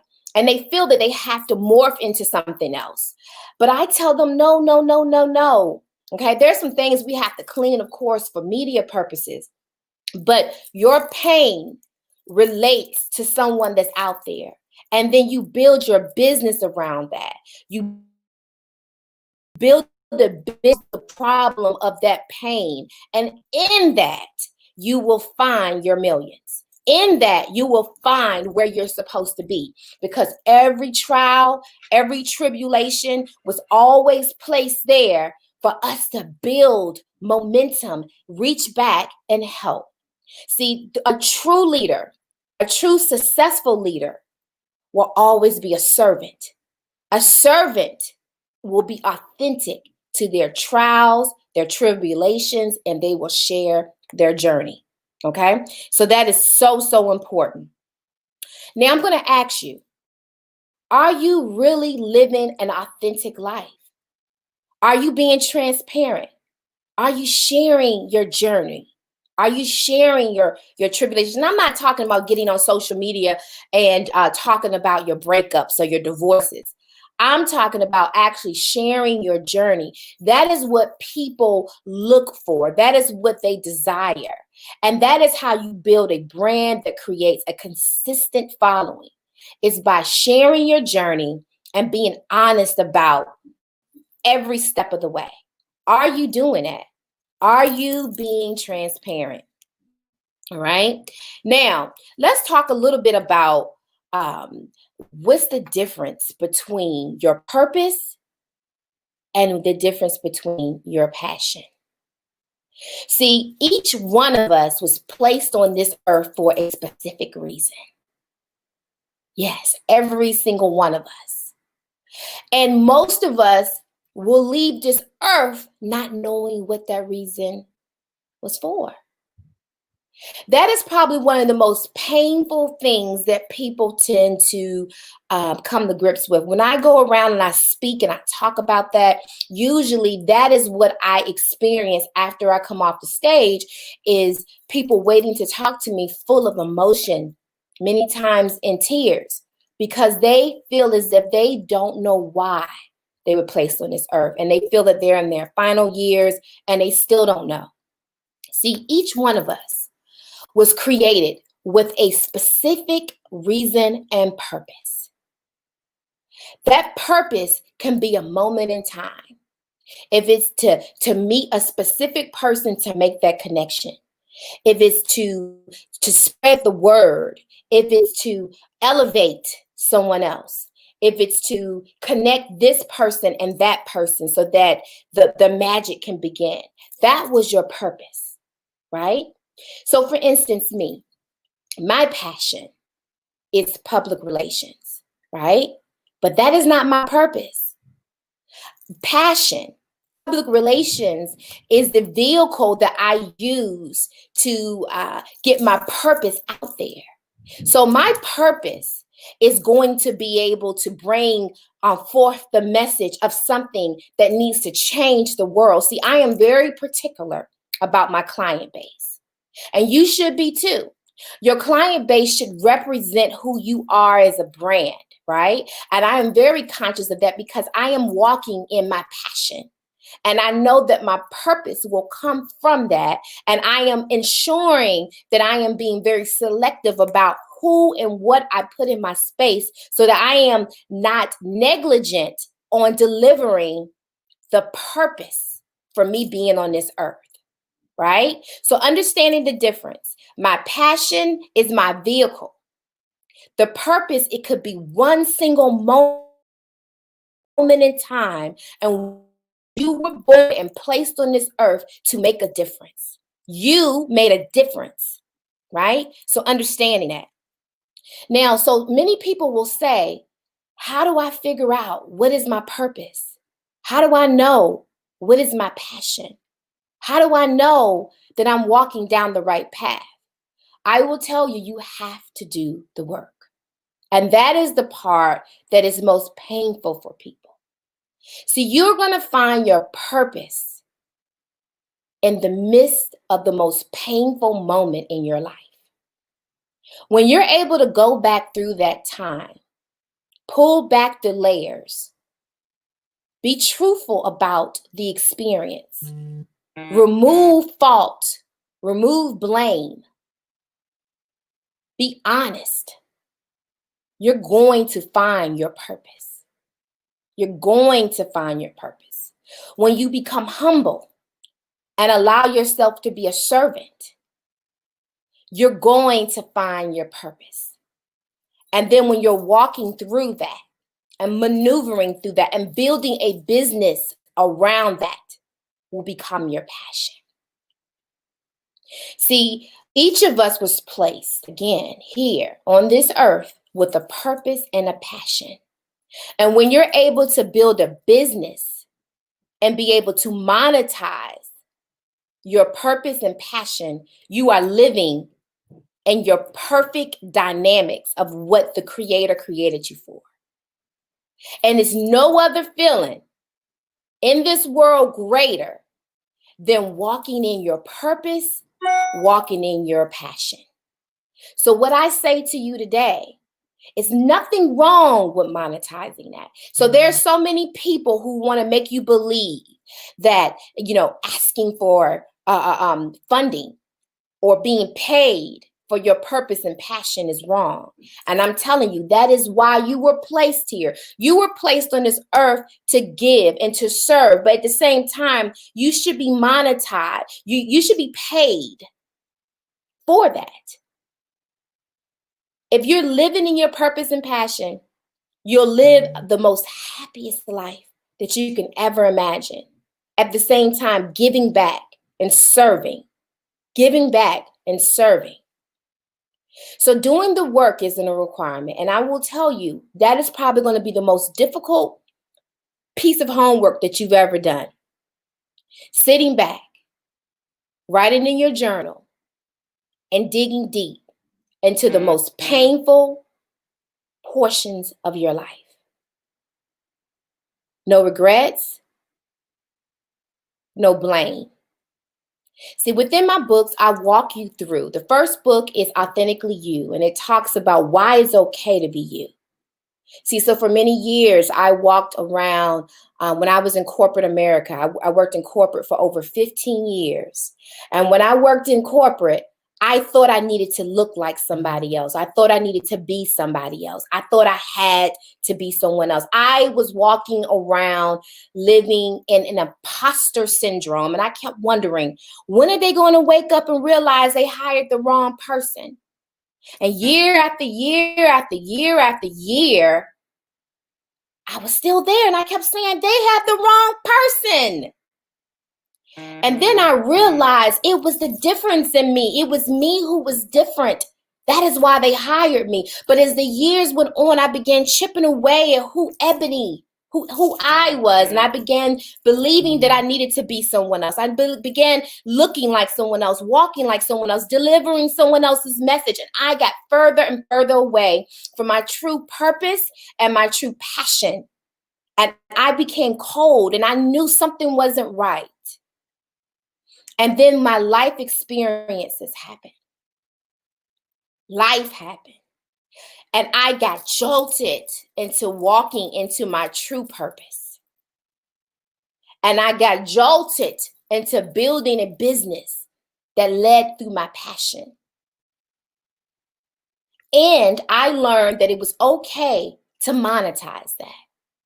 Because when you're walking in your purpose, and you're moving in your passion, you become an expert. And when you become an expert, you charge for that. So throughout the Coreology series, I walk through and I teach you how to get to the purpose, how to create a business around your passion, and teaching you how to ask for what you're worth and not walking away until you get it. So that's my first book, Authentically You. The second book walks into, it's called Intentionally Winning. Both books are under the Coinology umbrella, but Intentionally Winning talks about how to intentionally win. Don't walk into another situation second guessing yourself, not sure about whether or not you are worthy to be in the room. Be intentional. Go in and get what is worth to you. So, Dr. Kim has brought in lots of great information for us. Now it's time for us to execute. We are worthy. The monies that are there, the PPP money, the SBA loans, the grants, we are worthy. Let's walk in it. Let's be intentional about going to the next level. Let's be intentional about building a true, long-lasting brand that will build a business of legacy, something that you can pass down to your children for years to years and years and years to come. That comes when you are walking in the purpose, funneled and powered by your passion.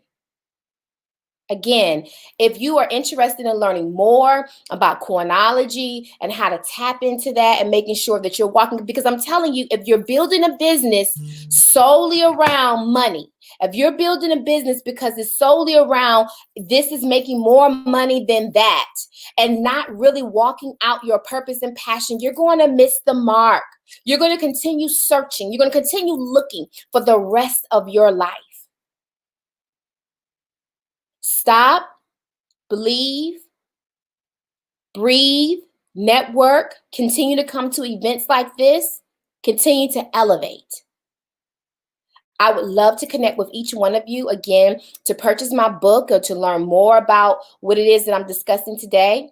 You can visit www.coinology.biz. You can also visit Amazon, Borders, books and more. I am everywhere books are sold. Again, it is under the Coinology headspace, and then each of the books have their own separate series. So I have 2 series out. I'm working on the 3rd series as we currently speak.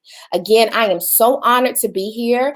I am Ebony Porter Ike. I am the founder and visionary of Coinology and the president of the EPI Media Group. Thank you so much for your time. What? This was, girl, this was great. I mean, you hit it. You hit the points, your purpose, the value, everything, things that people don't even think of. Ebony, this was great. And I know they're going to be emailing you. I know the phone should be ringing off the hook, or at least the DM should be coming. But I had a question for you. How about that? Somebody got a question for you. The question is, what determines what you charge for your gift? How do you determine what you charge for your gift? That's the question. Great question. First thing is that you need to go out there if there is already a space, because sometimes what you find is that your gift may not even exist yet, right? It may not exist, but if it already exists, meaning that there's already an industry or space where your gift relies, you research your competition, research. And what I will tell you, do not come in thinking that you have to be the cheapest person in town. Oh, I'm going to underbid them. Because by far, I am not the cheapest public relations agency, not at all. However, I offer services that my competitors don't. And our say-do ratio is high. So it's important that when you look at your price model, you can even be the highest. You could be slightly higher than the highest on the mark, but make sure that you can justify that. Make sure that the key thing that when you're creating a business is that you are solving a problem, that you're offering something to that market that does not currently exist. If you're offering additional services or you're solving a problem that does not exist today, you can ask for premium pricing. But you have to do your research. What you don't want to do is underbid yourself, because what you'll do is you'll look at that balance sheet that we talked about earlier, and you'll find out you're spending more money to be in business than what you're bringing in. And you don't want that to happen either. Right. Oh, wow. That is great. That is some amazing information. You need to know your value. You need to stop, lead, read, and network. I wrote that part down. But this was great, Ebony. Again, people do, and I have done it myself, underbid myself or underpriced myself just to get it. You know what I'm saying? And knowing that my value is here. But you know, I want to get this client. I want to be able to show what I can do, and then I'm doing more. And I'm like, I'm not even getting paid for half of this stuff. And I know I can get more. So you're right. We have to be the solution. We have to solve the problem. Solutions. People are just trying to do this, but you have to be able to solve a problem and be the solution. I thank you, girl. You did the doggone thing. I appreciate your time. And, you know, time is precious. And again, guys, go to your virtual program. All the information is in there. She has shared with you how to get in touch with her. Please do set up that one-on-one time and get your purpose, get your brand, get your thing moving. Thank you, Ebony. Thank you, Dr. Kim. I appreciate you. All right. Woo, this is great. I'm telling you, we're moving right along. Y'all don't even look at the time because we're flowing. But look, I have some special announcements. Yes, I do. And we're using technology, so let me get my special announcements ready. This is something that's never been done. This is 7 years of the Women on the Move Summit, period. This year we're doing virtual. This is our 7th year. And for the past, since we came into 2020, BWEP has been the benefiting charity. And this is the 5th year that the nonprofit has been in existence. And I've been thinking about something that I wanted to do. And this was the year I was going to do it live. But you know what? We're virtual. I'm doing it live right here, you and me, all of us. So I have a special announcement. I would like to award a woman or 3 women on the move. Okay, this is the BWEP Women on the Move Award. And there's 3 categories. There's a collaborator, a connector, and a creator. That's right. And the first award goes to who? None other than Dr. Deborah Johnson Blake. That's right. She is a collaborator. She is getting the first Women on the Move Award. Are you surprised, girl? You didn't know? You ain't know nothing about it. But I want you guys to applaud her, give her some hugs, give her some virtual hugs. Congratulations, Dr. Blake. You have done some amazing things, collaborating with so many women organizations. And I just said, she has to be the one. And our second, our connector, the one that gets out here and gets it done and connecting with the community, the homeless community, Erica Wright. That's right, Erica, you are getting the BWP Women on the Move Connector Award. You are connecting with so many in the community. You are helping. You're connecting people across the United States. You're going out here and you're touching people and helping them, and everything that they're doing, you're connecting. And that is a great way to connect. I know we connect through networking, but we have to connect by giving back to our community. So Erica, this is for you, girl. That's right. I hope you're excited. You guys better be doing whoop whoop. So all that in the chat. You ought to be all excited because you have now received the first Women on the Move Connector Award. And last but not least, my girl, my friend, the creator, none other than Joy Stokes. That's right. You guys know Joy. Joy is a creator. She's created so many things. Let me tell you something. Joy is saying, Kim, you need this. You need to have the joystick. You need to have your piece here, your piece there. And she's always in the lab creating, even just after just having a brand new baby.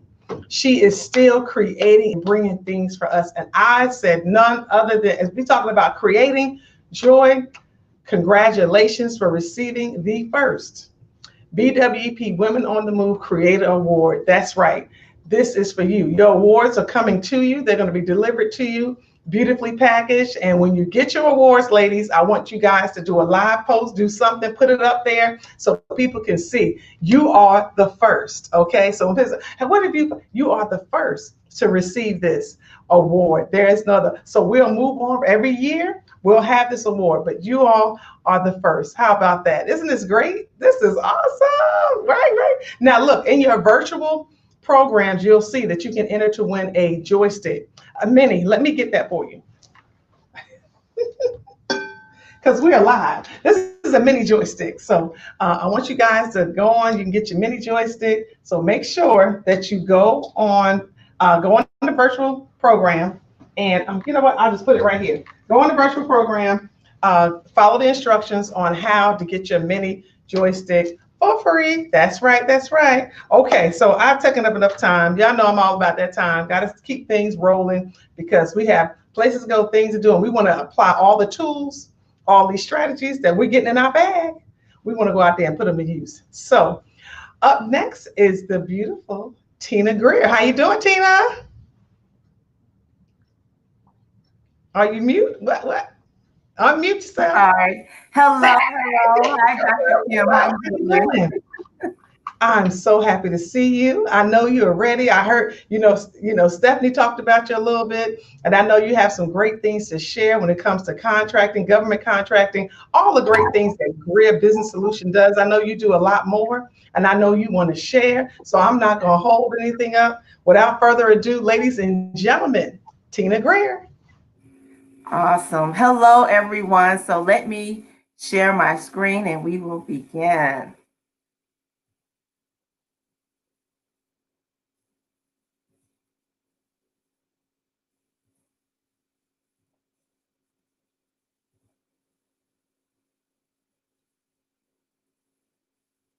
Okay.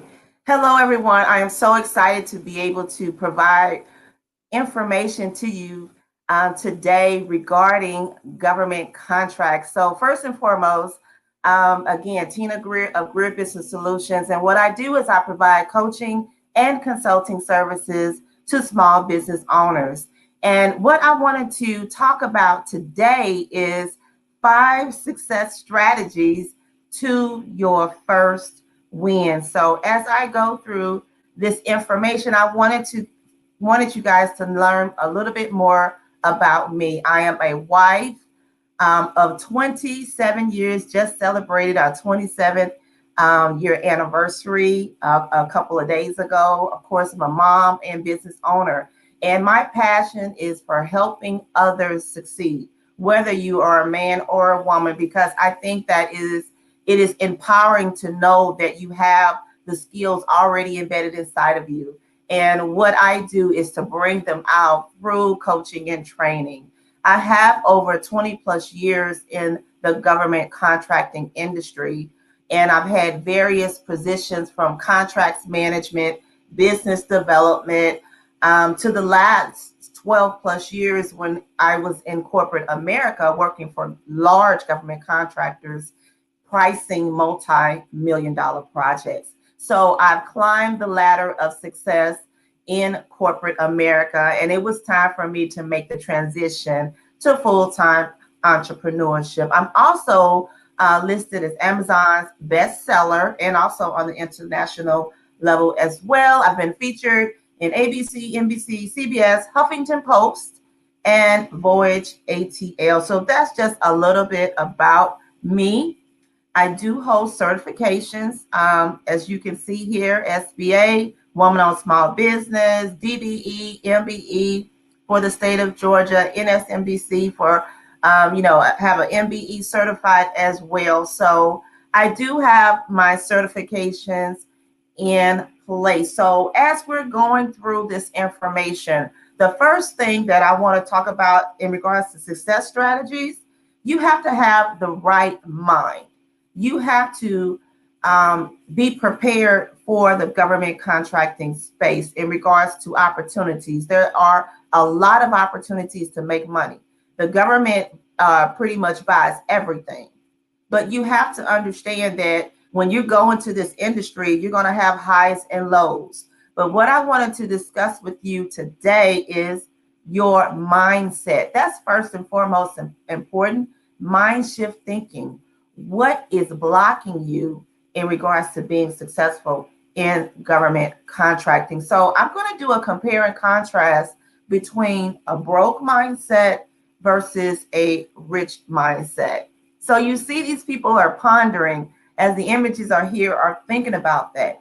And I want you to think about this. I'm just going to give you some information, and I want you to know, to say, or tap your toe, raise your hand in this virtual space. Nobody's going to see you.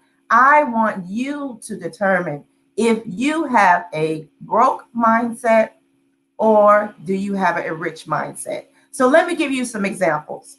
A broke mindset will say, how much does this cost? However, a rich mindset would say, how much does this make me? A broke mindset would say, what if I fail? However, a rich mindset would say, watch me succeed. A broke mindset would say, it's too good to be true. However, a rich mindset would say, it's too good to pass up. Broke mindset would say, minimum wage is acceptable. However, a rich mindset would say, minimum wage, that is not in my vocabulary. A broke mindset would make excuses. However, a rich mindset would make moves, just like Women on the Move. A broke mindset would just remain broke. However, a rich mindset will progress to succeed, step by step, inch by inch, however it takes, but you're progressing to succeed. A broke mindset is reactive. However, a rich mindset is proactive. And lastly, a broke mindset would say, I cannot afford to take risks. However, a rich mindset would say, do it afraid. Now, ask yourself this question. Do you have a broke mindset or do you have a rich mindset? Put it in the comments. I want to know, where do you stand in regards to mind shift thinking? So now I want to start off with the 5 success strategies to your first contract win. And I've laid this out as plainly as possible. Again, you guys know government contracting can be very complex. However, it's important to know that there are crucial elements that you must have in place even to get started and understand those fundamental principles you need to have in order to be successful. So first and foremost, we're going to discuss registration, capability statement, the importance of that, networking, building relationships, proper certifications, and then being responsive or a responsible bidder. These key elements will align you with being successful in this industry. So registration, first and foremost, in order to compete, you must be recognized as an approved government contractor. What does that mean? You need to apply to be a government contractor. And at this point, in the federal level, you need to register in SAM.gov. Go in and fill out that online application. Once the government vets you to be a government contractor, then you're well on your way to starting the bidding process. Number 2, you want to, in the state that you reside in, go ahead and apply as a vendor for state level contracts. Make sure that your information is in their database and you can receive information on opportunities that come about when you are registered with your proper codes and so forth.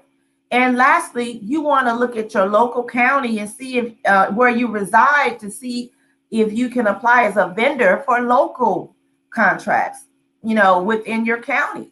So you want to make sure that you put your name out there as a viable candidate to win these government contracts for federal, state, and local opportunities. So number 1, you need to register first and foremost. Number 2, this is one of the tools that have been talked about throughout the conference, is a capability statement. And it is the calling card. This is the resume, if you will, of your business. A lot of people that are part of corporate America and or job seekers are looking, are used to resumes at the personal level about you. But a capability statement is a resume. Think of it as a resume for your business. And it's different components that you need to comply with that needs to be on that capability statement, such as your point of contact information. They need to be able to find you and talk with you in regards to these opportunities. You need to stress your core competencies. Put on there your past performance that are relevant to what you bring to the table. Identify differentiators. What sets you apart from your competition? You want to be able to stand out above the rest in this one-page document. You want to also include your certifications. Very important. Put those beautiful logos in there. Explain to the reader that is reviewing, the decision makers that is reviewing this CAPE statement, your certifications, because they may be looking exactly for you and your skill set. Provide your company data. All that information that you have when you registered as a government contractor. Identify your NAICS codes. Do you have social economic certifications? Put them down, include those. They want to be able to go into the system and quickly pull up your information and indeed your address. They want to find you. So it's a lot of information that has to be engaging, that needs to be in a certain format that the government agency decision makers are looking for. And this is one of your main tools in your toolkit that you need to have for, again, decision makers. You can use it for prime contractors. Maybe you want to be a subcontractor. You can use your CAPE statement so they can get an overall view of your expertise, your company's expertise, and the services that you provide and how you can enhance their proposal submission. So these are just some of the things that you can use in regards to this particular item, the CAPE statement. And of course, you can even use this for private industry or commercial industry as well. For corporate contracts, they look for a capability statement as well. So make sure that you have one already done, prepared, branded with your logos, your colors, and concise and specific to what your organization brings to the table. Another element that you need to consider, as you guys see these images in here, you see me networking at an event.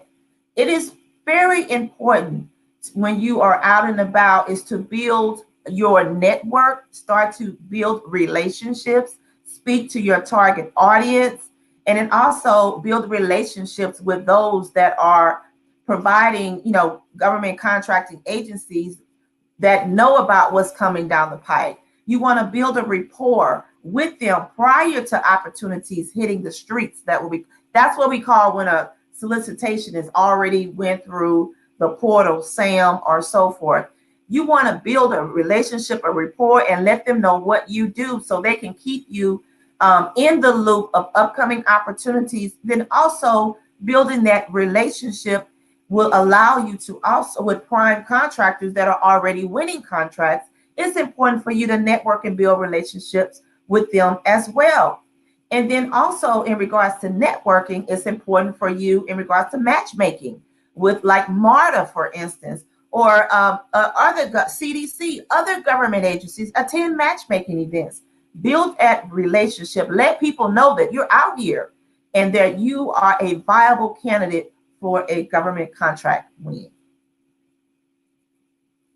So what I wanted to talk to and show with you guys right here is the percentage of contract awards. We just want to talk about this. Federal contract on the federal level. Federal contract award goal for small business is 23%. Again, as I said earlier, I work with small business owners. I think that is my sweet spot. Coming from large corporations, large government contractors, I want to bring the knowledge and expertise that I have to the small business owner. So set aside. So the government their goal is to award 23% of contract awards to small business. Then you have set-asides. And set-asides are those smaller businesses where the government helps to provide a level playing field. So it may have set-asides that are open to social economic type of small businesses, where there's a certain percentage amount of the contract award would go to those type companies. But it is there to help those small business get a piece of the pie. So for example, when you are a certified woman-owned small business, then 5% of the contract award allocated will go to woman-owned small business, 5% to disadvantaged business, 3% to service-disabled veteran-owned small business, and 3% to small business in a hub zone, meaning that your place of business is in a social, economically disadvantaged area. There is ways to check to see if your place of business are located in a hub zone area. So there's percentages allocated for those companies that are certified in those social economic classifications. So I wanted to share with you guys some newsworthy stats in regards to what's going on with government contracts. So every year, the government spends over $400 billion on goods and services, making it, of course, the largest purchaser of goods and services in the world, as I stated before. SBA announced that in fiscal year 19, the federal government not only exceeded the 23% small business contracting goal, but it actually exceeded it to 26.5% in prime contract dollars going to small businesses. That was a huge increase. So another thing is that an increase of $12 billion in fiscal year 18, earning them an A on the SBA's scorecard. So each year at fiscal year 18 and 19, they have been over their stated goal of 23% awarding contracts to small businesses, which is great. So there is a lot of money out here to be made, but it is very important that if you are a woman on small business, a woman on the move, get certified and go get this. In addition, it was a record-breaking year for women on small business, second time ever, where there was $26 billion in federal contracts, or 5.19% to women small businesses. So again, a lot of money on the table to be had, but it is up to you to do what you need to do in order to be in the system. So the last strategy I want to talk about today is a responsive bid and being a responsible bidder. You might say, well, what is that? A responsive bid is when you have submitted the bid and it meets all the requirements, the request for bid or request for proposal. You know, you followed the instructions, you did, and you provided what they asked for. So that's a responsive bid. And even in that instance, I know a lot of government agencies, and I hear from the decision makers that say, well, I had this company, they were excellent. However, they were not responsive. They didn't follow the instructions. You know, the government provides the instructions. You have to follow the instructions. You want a responsive bid. You want to meet the requirements of the request for bid or request for proposal. And being a responsible bidder is where a responsible bidder is that you have the experience, you have the personnel, you have the equipment and the finances to perform the requirements of the contract. You want to make sure as the company itself that you are responsible, a responsible bidder. You have the capacity to do the work. You have the funding to do the work necessary. And then you want to be responsive, meaning that you follow the requirements as stated in that solicitation. This is very important. A lot of people get kicked out of opportunities because they are non-responsive. So again, positioning is key. There is no silver bullet. You have to be prepared in all key areas, and training and development is crucial for financial sustainment in this industry. You have to know how to put together a compliant bid. You have to know how to develop your pricing infrastructure in order to bid on multiple projects at any given time. You have to know how to do market research. So these strategies, working in harmony with one another, will help you prepare for the win. So in summary, utilize the 5 success strategies I provided to develop your strategic plan and then implement. Again, there's no guarantees to winning a government contract on your first attempt. However, it's very important to invest in training and development in order to position your company to win. And that's what I do when I work with my clients. So we at Gribbis Solutions are here to help you find, bid, and win government contracts. So let's work together. I do have a clarity call, and you can get the confidence you need to bid on multiple 6 to 8 figure contract opportunities. They're out there. We're just waiting on you and to show you how to succeed. I'm excited about this. Hopefully, guys, you can see the passion that I have in regards to training and development and educating, because it's so much out there for us to succeed as a whole, but it takes willing participants. So if you are a willing participant and you want to learn, maybe you're frustrated, you struggle with, I don't know what to do, I don't know the next steps, I don't understand how to establish a framework, I want to share with you and I want you to join me. I'm actually doing a free 5-day Process to Profits challenge where I'm going to show you how to construct a proposal, how to go and understand market research, how to put the strategy together to be successful. So you're going to work with me for 5 days. Again, this is a free challenge, and I have the link here for you can register to save your seat. So guys, I'm telling you, if you are on the fence about should I even enter government contracting space, I know it's a lot of money, but I don't know where to start, then I need you to join my challenge. And the link is there, GBS Contracts Challenge 3. It's a bit.ly link. So again, how to work with Career Business Solutions, schedule a clarity call. There's the information there. Join my Facebook group. I have a Facebook group for over 1,000 of Facebook members, that are all interested in learning government contracts or who are already successful and want to learn more. Here's my website and email information, and you can follow me on LinkedIn or Instagram. So I'm just so excited to share this information with you guys today. Woo, that was Tina. You did the doggone thing. That was great. That was amazing. It was good to get that. I saw in the comments people were saying great tips, great tools. We need that. Again, we're trying to get our bag together, right? Everybody's talking about the bag. You got to get the bag. Where your bag? If you don't have your strategies in the bag, if you don't have your tools, if you don't have your stuff in order, that bag ain't worth a doggone thing. So you have given us some things that we need for our bag. This is great. How you feel? Feeling good. Feeling good. Feeling awesome.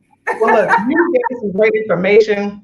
I didn't get any questions, but I guess you had put everything in place that they were like, oh, okay. And I told people to bring their pens, their pads, their journals, and be able to receive all the wonderful things that you ladies were bringing today. So I just want to say thank you so much, Tina, for everything. For just, pressing through with me, being on the move with me. And we've known each other for a while, and this was great. And I'm glad you had the opportunity to be a part of the summit this year.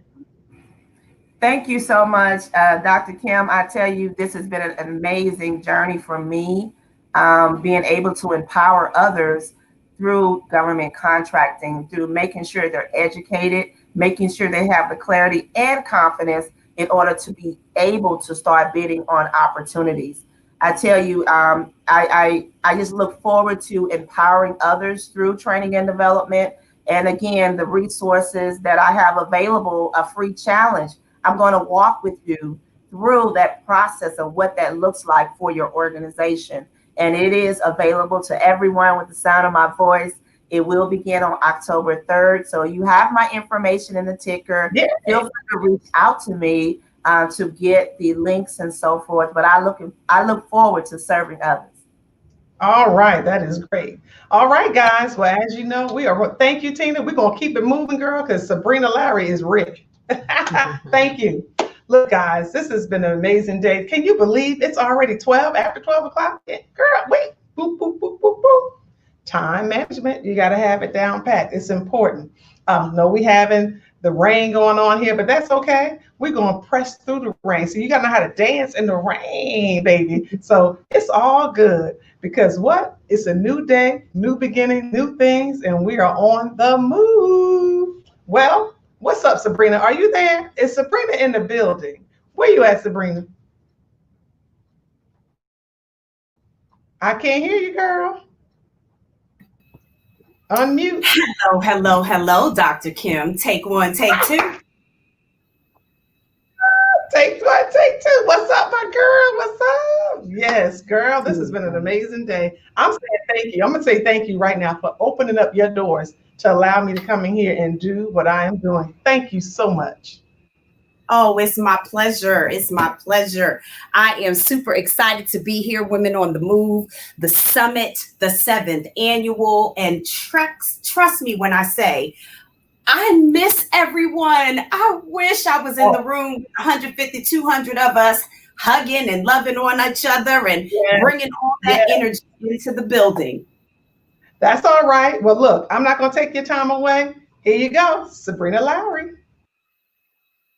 Greetings, everyone. My name is Sabrina Lowry, and I am the tech evangelist, and I am so excited to be one of the featured women on the move this year. And so what I'm going to do is I'm going to share some information with you. If you will allow me an opportunity to share my screen, let me go ahead and get that up and running for you all.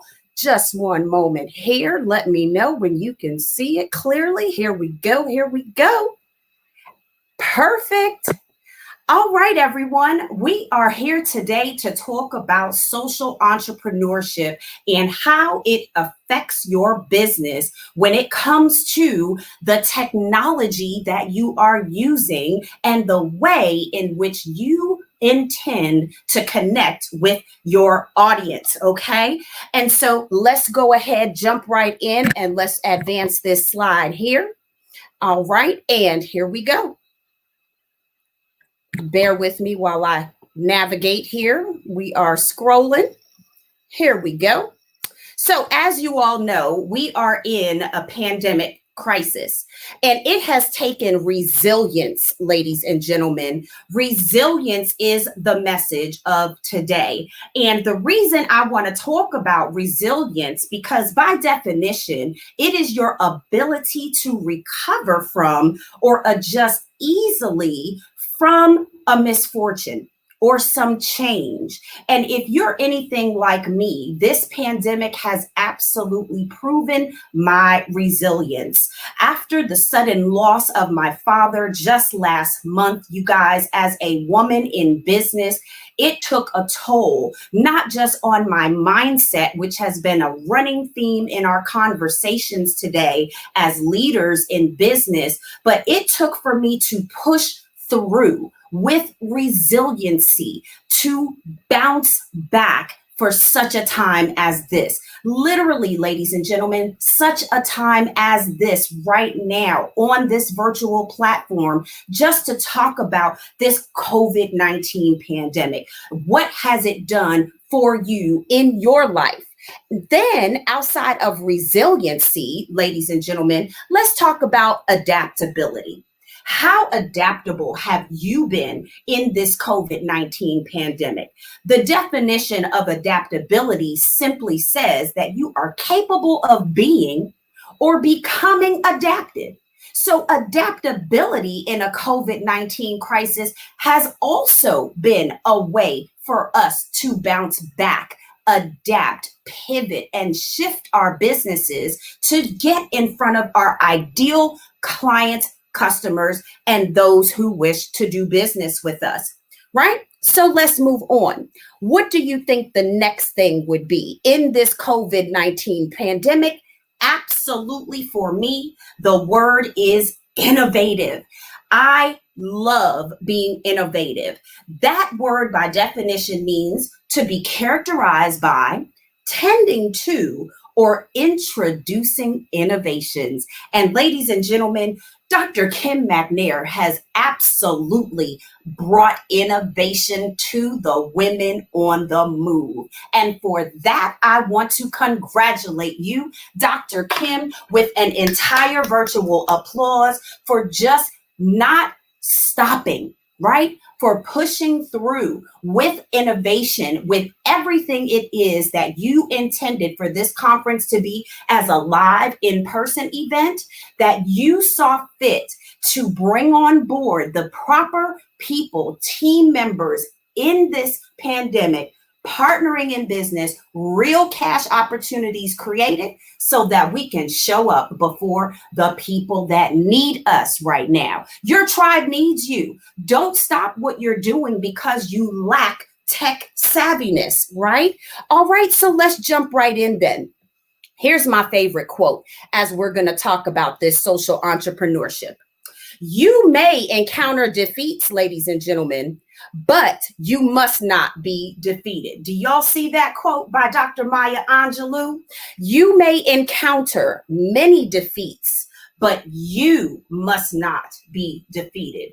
That is what we are doing as Women on the Move today and every day post-COVID-19 pandemic. And in order for you to think about social entrepreneurship in that way, you may not be defeated with technology. What you will do, in other words, is overcome those defeats, get back up. And when you do encounter it, here we go again. It's that cycle of bouncing back. And social entrepreneurship is no different. All right, so let's go. Where do I start, Sabrina? That's probably your question right now. Where do I start? Well, you need to start with a strategic business plan. So when you have a strategic business plan as a woman on the move, there are going to be 5 things that you are going to have to incorporate in your strategy. First of all, you want to focus on some SMART goals. How many of y'all know about the acronym SMART goals, right? So when you have SMART goals, ladies and gentlemen, you're going to start with being specific.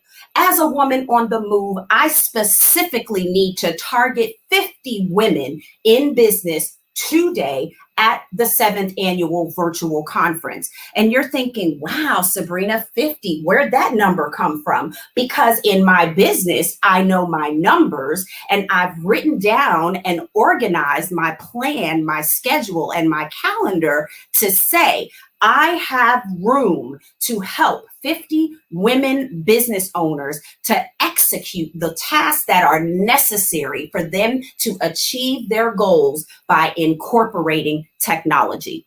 Measurable. Well, that's the M in the SMART goal. And how measurable is this 50? Okay. So what you do then is you're going to track the numbers. I'm looking at the live stream. We've got live stream viewers. There's going to be some people that are going to catch the replay. Y'all know how webinars are. You focus on the replay so that you have time to stop, rewind. It's on demand, right? So then it's measurable. Okay. If there's 20 here and there's going to be maybe 20 more later, and I make sure I connect with them, is that measurable? Is that going to be measurable? Now, let's focus on the A, which is the achievable part.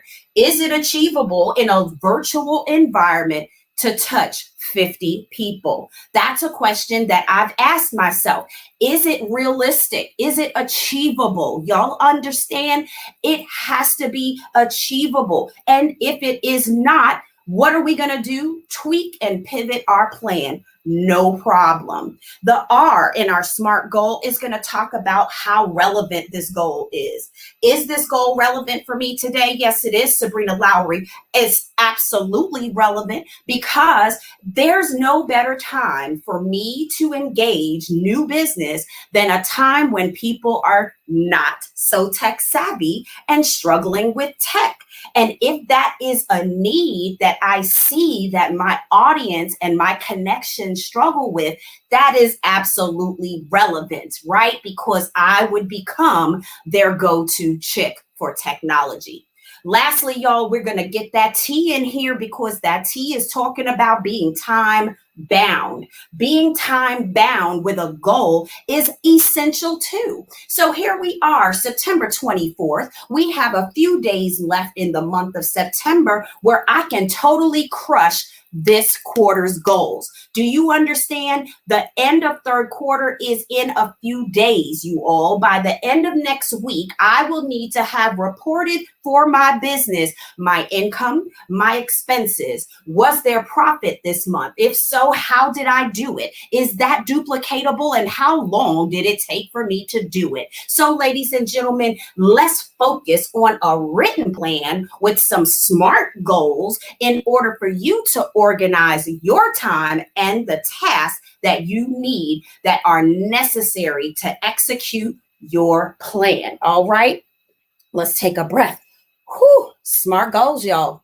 All right, now we ready to talk some tech? Because if you are, let's grow with Google. All right, ladies and gentlemen. So I am here to introduce to some and reintroduce to others Google's platform. I have been a Google subscriber and a certified Google digital strategist for 6 years now. In 2014, I began my journey as a paid subscriber on Google's platform because when I launched my business, I needed internally some productivity tools. I needed to put some processes in place for my team. And not only that, I needed tools that allowed me to collaborate. So ladies and gentlemen, your nugget number one for today, I actually like to call them bites, tech bites, B-Y-T-E-S. So tech bite number one for those of y'all in the comments, go ahead. Today's tech bite is grow.google. Bookmark that in your browser. Go and check it out later on, and then follow the programs that are available to small business owners so that you are able to grow your business using one of the largest organizations in the world, especially in getting an online presence, ladies and gentlemen. All right. So grow.google is bite number one. Bite number two, ladies and gentlemen, let's get our businesses online, okay? So get your business found on Google. Ladies and gentlemen, if you are not on Google, you are doing your business a disservice. Yep, I said it. You are doing your business a disservice. So how do we fix that, Sabrina? Well, thank you for asking. You go to GYBO.com. Ladies and gentlemen, that stands for Get Your Business on Google, okay? GYBO.com. That is how you are going to pivot in a pandemic. This is how you're going to position yourself for profit by getting your business on Google, which means now you can physically pin your business location on the map. If you do not have a brick and mortar, there are settings that will still allow you to position yourself on Google. No worries. All of us in the virtual office space, I can help you with that. Trust me when I tell you, regardless of your location globally, you want to know that your business can be found on Google. So I've got a challenge for each of you. Google yourself. Yes, I said it. Google yourself. Ladies and gentlemen, set up Google Alerts. You must set up Google Alerts with your name, your business name, your brand if it is different, and lastly, your products. For example, if you have a book and I have a book, and so I have an entire Google alert set up with the title of my book. So if ever, let's just say as a business owner, there's a press release, there's an article, there's a social media post, someone tagged you in something. Guess what, ladies and gentlemen? You now have an opportunity for Google to automatically send you notification in your email that says, hey, Google alert, somebody's talking about you and your business. So is that a good thing or is this a bad thing? So you have to determine with those alerts what action you need to take in your business. All right, everybody. So let's move on because I've got limited time and this is the gem you've been waiting for. All right, ladies and gentlemen, let me slow down this slide right here, right here. Go ahead, get your cameras out, screenshot, whatever it is you need to do. All right, we ready? Ladies and gentlemen, introducing in 2020, in the COVID-19 pandemic, Google is now positioning proudly Black-owned businesses. All right, did you know, did you know, did you know? So if you didn't know, here is your tech bite for today. Go into your Google My Business application or on the web browser where you have claimed your business. Once you've claimed your business, you can now, in your business profile on Google, attach the branding that you are a Black-owned business. Boom. I should drop the mic. I wish I had one. So, ladies and gentlemen, yes, I said it. You are now able to let the world know that you are proudly Black owned, minority based business. And that sticker will then appear on your Google page. So I wish I was here in the room with all of y'all, because I could just hear the applause going right now when you talk about what sets you apart, what makes you unique in this virtual environment. Some people would like to differentiate themselves with color. And yes, being a proud Black business owner, I am proud to market my business on Google as Black owned. So ladies and gentlemen, go to grow.google/Black owned and claim your proudly Black owned business today. All right. So yes, I'm super excited about that. I couldn't wait to share that. I know Dr. Kim McNair is going to be getting her support Black owned business stickers today on Google. So y'all can get your free marketing kit. Again, go to grow.google/Black owned. All right, so let's move on. I've got about 5 more minutes. I want to make sure I get through everything. Here we go. G Suite, ladies and gentlemen, I'm introducing G Suite to some of you and reintroducing it to others. So let's talk about G Suite. G Suite is a productivity and collaboration tool that small business owners can use in order to navigate their back office. You're like, wow, that was a mouthful, Sabrina. So what does G Suite do for me? So G Suite would replace those costs that you normally would have when you have to buy user licenses for applications on your computers for every one of your employees and team members.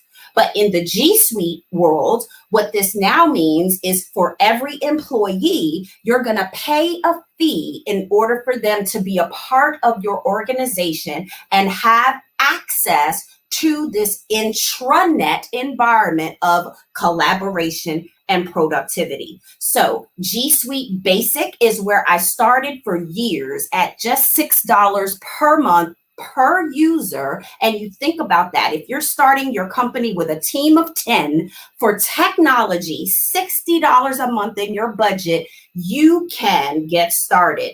I've posted the link right there with a promo code, specially for our attendees here today for our virtual Women on the Move Summit. So the promo code for the basic is there. We'll post that in the chat and the replay so that you can make sure you get it. Dr. Kim, if you want to go ahead and post the copy to the link for this ebook and people can get that code in the ebook. Yes, ladies and gentlemen, I said ebook. You will be getting a copy of this as an ebook. So don't worry if you didn't have time to catch that slide. But if you didn't, grab your camera. Here's one more code for you for the G Suite Business Plan. This is a monthly subscription and the cost is $12 per month per user. Again, access to all of the Google Business Suite, Gmail, Google Docs, slides, presentation,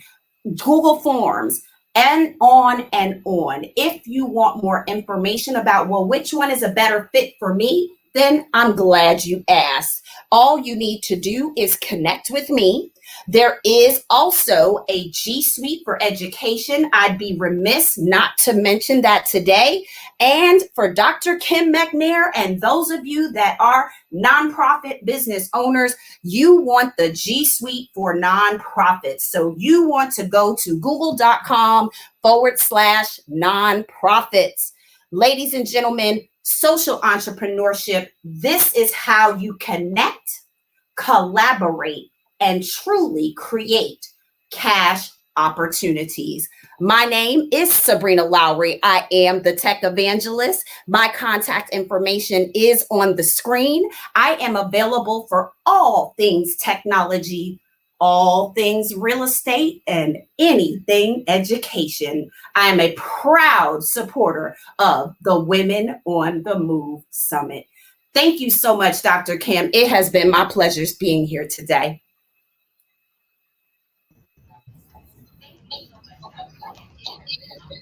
Oh, you split screen. I heard her say my name. Yes, yes, yes, yes. What, girl? Look, is this the down they're gonna get? Yes, it is. All right, I'm gonna put it. I'm gonna put it out. I'm gonna send it to everybody. If everyone who is that has, I'm just gonna put it out there. I'm gonna put it out there. I'm gonna send it to everybody. This is the book. Thank you so much, Doctor. Doctor, look at me. Oh, Dr. Larry, I'm gonna go ahead and give it to you. I received that. I received that. Thank you so much. That's right. That's right. And I'm also I'm gonna give away one of my books as well today.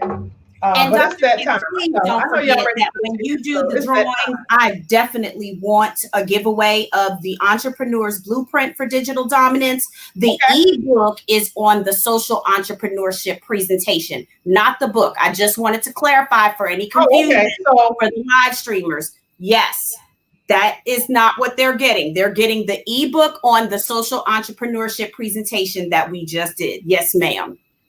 Okay, and this book is that is available on SabrinaLowry.com, and that is how everyone can get started with their business and technology plan. There you go. Right. Okay, live. It's live, baby. It's live. Thank you so much for having me. Okay, and I'm going to give away one of my books because I'm about to pull some names. But before I do that, thank you, Sabrina. You have been great. This has been awesome. Girl, I'm going to give you, I want to give everybody a virtual hug, but I'm going to give you a real hug because I'm going to see you shortly. Thank you. All right. All right. Well, it's all about time management, right? If I haven't learned nothing else, time is valuable. Time is money. And when we put a lot of time and effort into things, we're looking to receive something. We're looking to say, hey, you know what? I put time into that. Now, where's my harvest time, right? We out there sowing our seeds, right? Planting and plowing.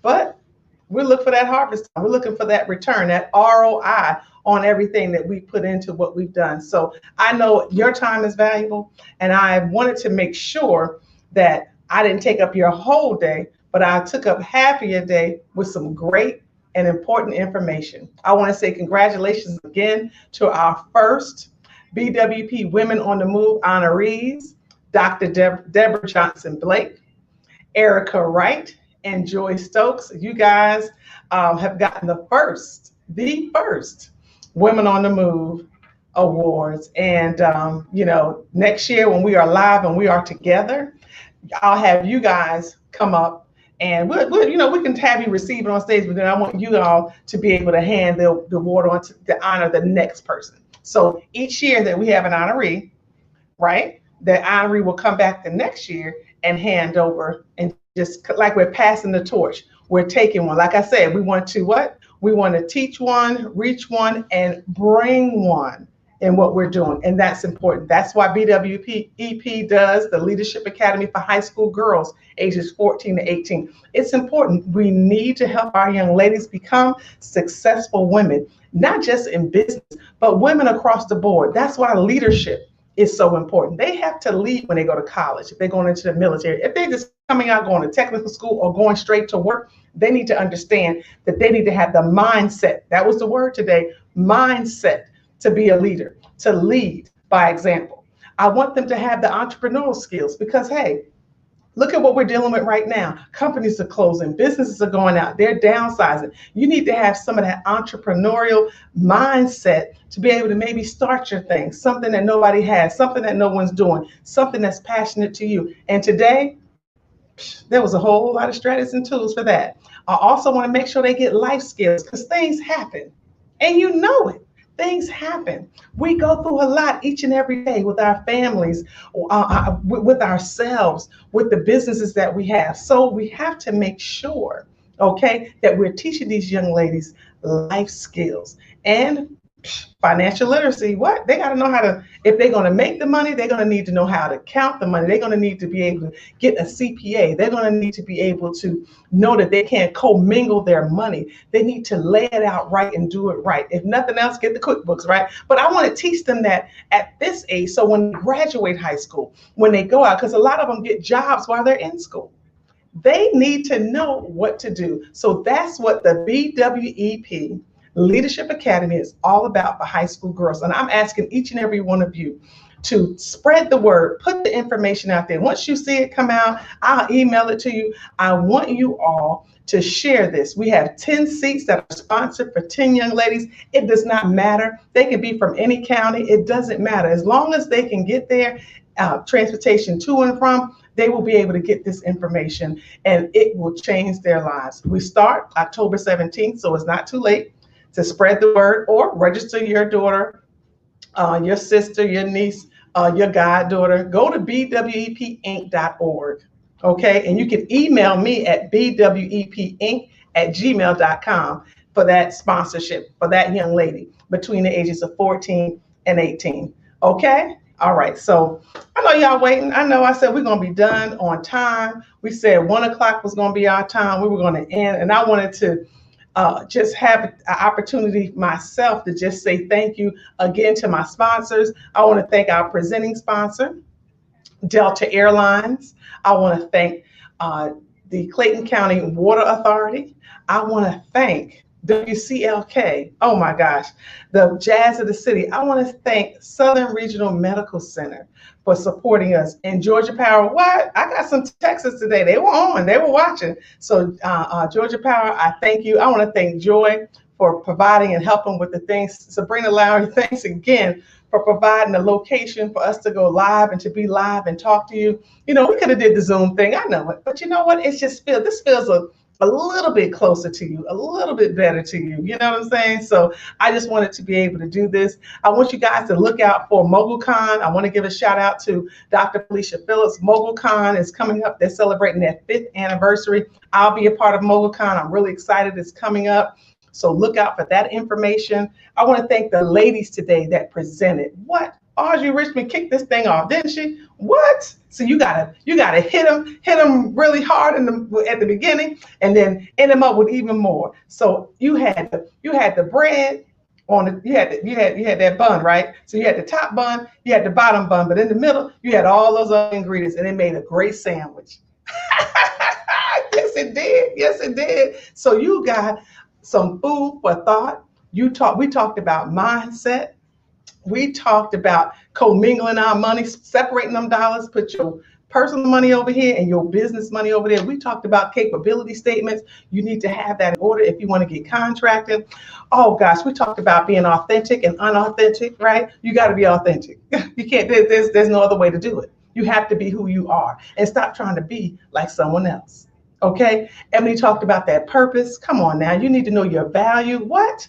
Stop downplaying, stop charging, stop, downplaying yourself or not putting you in the right category you need to be in. Not saying that you got to charge a super amount, but charge what you can do. Make sure that you're putting the money where the mouth is. If you're saying you can do this, make sure you had value to that. Be a solution. Solve the problem. I heard it today. And that's what I'm doing. Each and every day, I had to pivot. I had to do some rebranding, and I have to market like never before. So the strategies that I received today from Audrea Richmond, I'm going to be using it. All the tools I got today from Tina Greer, I'm going to use it. Everything I got from Stephanie Lee, I'm going to use it. Everything I got from Sybil Slade, I'm going to use it. Everything I got from Ebony Porter Ike, I'm going to lose it. And Sabrina, girl, now you know, them SMART goals, I'm on it. And yes, I am now. I'm glad you talked about getting that icon on your Google page about being a Black-owned business. Yes, I have it. I did it. Google me, baby. It's there. It shows it right there. And I'm proud to be a Black-owned business. Okay. All right. So y'all saying, what's she doing all this talking for? You know what? I don't mind ending early if you need to. I know y'all want to get something to eat, and I know my stomach's saying, girl, you had me up here a long time. So what we're going to draw for first is, well, we'll do my book last, because I know y'all want to get the Delta Airline tickets, right? Y'all want to get them tickets. Y'all ready, right? Okay, so we're going to draw for the first. You got a question for me? Oh, I got somebody live in the room. We're going to draw for a book. Oh, we're going to draw. You're going to draw. Okay, so Sabrina's back. So we're going to pull for all those who registered early. This is your opportunity. We get ready to draw for the first pair of Delta Airline tickets. Are you ready? I need to see some applause or some drum rolls or something in the chat. Somebody put some drum rolls on the screen. I don't see anything up there. I don't see no drums going across the bottom. I'm waiting for somebody to put something in the chat. It's tell me you're ready. Everybody put ready. If you're ready, put ready in the chat. Put ready, ready, ready. Let me look at my smart stuff. Let me see. Let me see what's going on here. Okay. Okay. Are they putting it in there? Oh, I see some drums. I see it. Okay. I thought I had to pick up my phone and see what was going on. All right, y'all ready? Okay. All right, here we go. Okay, I'm not gonna pull. Okay, come on over in here. You can come in here with me. Don't be scared. Don't be shy. Don't be ashamed. Hey, boo. Okay. You ready? This is for all those who have did the early registration. Oh, I love it. Okay, you ready? Oh Lord. Okay, here you go. Just pull it out. I'm gonna put the name. Okay, I'm gonna put it up in front of everybody. Okay, she just pulled it. What's the name? Erica. Erica, you won the tickets. Oh my God, Erica, is this your day? Is this your time, girl? What is this your season, boo? Okay, Tyler Perry getting the Connect Award, and now you're getting 2 free airline tickets anywhere Delta flies. What? Erica Wright, you better be on this live. If I don't see no hands going up, Erica, are you on? Is this your season, boo? Erica Wright, you are. I want everybody to see that. She pulled it. All right, Erica, you better. I better see some. My phone should be blowing up right now. What? Congratulations. But we have more. All right. We're going to give away another pair of tickets. How about that? Sorry. Okay, I'm mixing it up. I'm mixing it up. I want y'all to see. Okay. Sabrina, you better do this stuff. Don't. Okay, now y'all ready? Tell Sabrina. Y'all better tell Sabrina she better get this right. Is y'all on the chat? Are they ready? Is Erica in the chat? I don't even know if Erica's on. Erica, are you on? Is this thing on, Erica? Erica, are you there? I think she is. Okay, you ready? I'm ready. Oh gosh, this is the second pair of Delta Airlines. The second pair. Y'all ready? Okay. Okay, don't look. I'm not gonna go ahead. It's over here. Oh, here. See? Oh Lord, I love giving away stuff. Oh, snap. Okay, That was folded up. All right. Is she on? You have to be present to win. So when I call your name, if you don't put it in the chat, we're going to the next name. You have to be present to win. All right. The name is Tanisha Jackson. Are you on? Are you live? Tanisha, if you're not on, it's going. Going once, going twice. Tanisha Jackson. Come on. You better come on.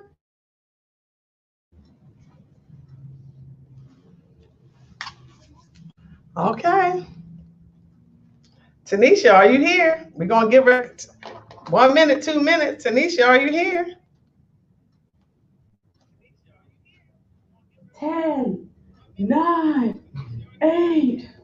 All right, we're going to count. 10, 9, 8, 7, 6, 5, 4, 3, 2, 1. I guess we got to draw again. Okay, we got this on tape, so it ain't like did we give enough time? Did we give enough time? Okay, y'all. If anybody know Tanisha Jackson, she okay. All right, let me just put a star here because Erica is on. Erica, you gotta be present to win. Okay. All right. Here we go. Come on. Now, Stacey, you better get this right. I'm getting it right, y'all. I'm Okay. getting it right. Y'all ready? Okay. Here we go. Magic fingers. Here we go. Okay. All right. I don't know who it is. I see it. All right. You have to be present to win. Are you on? All right. This is Denise Cerez. Is it Denise Cerez? Denise.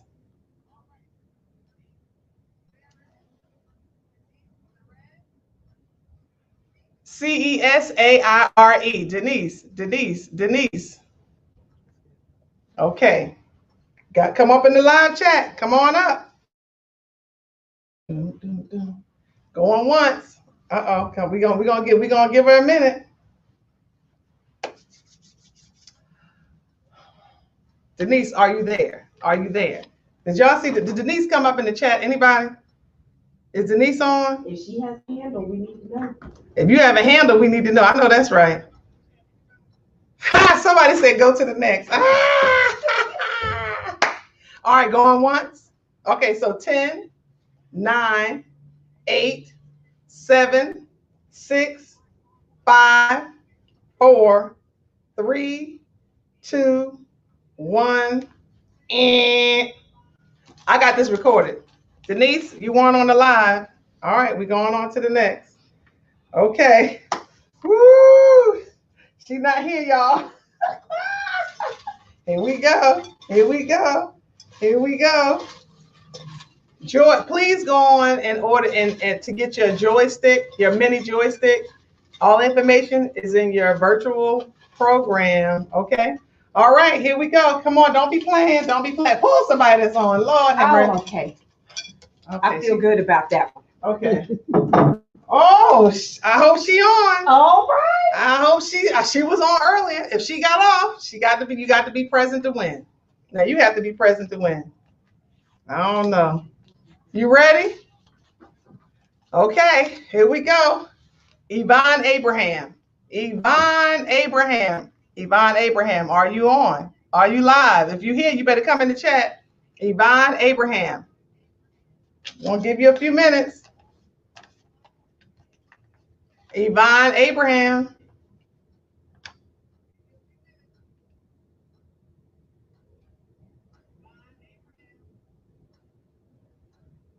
I think she's there. I think she's in the building. I think so. Hey, Yvonne, if you want, Yvonne, you have won 2 Delta Airline tickets. Anywhere Delta flies. This is great, girl. This is awesome. And I want to draw and give somebody a copy of my book. Where my music at? Because you know it's that time. It's that time. This is a copy of my book, and I want to give it to someone. And I'm just gonna pull. I'm looking at you. I ain't looking at the name. And Cecily Wilson, you're getting a copy of my book. Yes, it is. That's right. Women on the Move Nuggets. That's right. Nuggets. These are motivational nuggets for women on the move. Cecily Wilson, you're a winner too. Oh my goodness, this has been great. Yvonne, I'm putting it right here. I'm so glad you in the chat, girl. Congratulations, congratulations, congratulations. Cecily, are you on? Cecily, I'm gonna send you out a copy of my book. You are a winner as well. We all a winner. We all winning because we were here for this new day with new beginnings, and we get ready to get this thing done. So I want to thank you all. One more. Uh-oh, we're gonna give something else away. Oh, don't go. We got another giveaway coming. Come on up, Sabrina. Sabrina, what you doing, girl? I am here to bless the people with a copy of this book. You want to know why? Because it has the SMART plan. All right, y'all, let's do it, Dr. Kim. Okay, all right. This time you get to draw. All right, who wants a copy? Who wants a copy? And it goes to Shamika Jones. Are you on, Shamika? Woo-hoo! Shamika Jones, are you on? Shamika, are you on? Is Cecily on to get this book? Shamika, Cecily, y'all on it? Are they on? You know what? We're going to have to keep going. We might have to keep going, y'all. You got to be present to win. Shamika, are you there?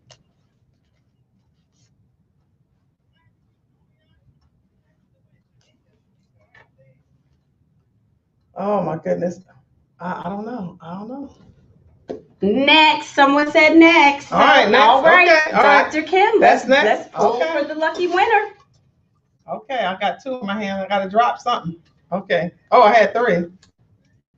All right. Dr. Deb, you know what? Deborah Johnson Blake, you know what? Is this your season? Yes. She getting a copy of the book. You getting a copy of Sabrina's book. I'm sick of this. Yes, Dr. Deborah, and congratulations, beautiful. Lord have mercy. Here, take that. Take her name. Make sure you get.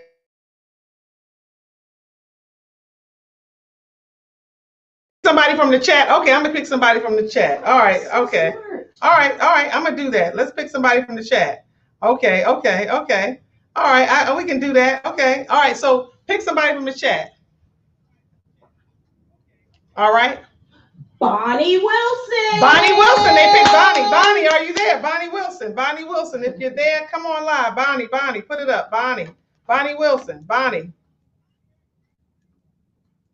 Woo, I'm gonna be mailing out a whole bunch of stuff the end of this month. Bonnie Wilson, you just won something. Where you at? Are you on, girl? Is this thing on, Bonnie? Are you still with us? Bonnie, you better come back. Bonnie, are you there? Bonnie did Lord, Bonnie did left. Bonnie, did you go? Well, you know all the good things come at the end. The good things come to those who wait, baby. Good things come to those who wait.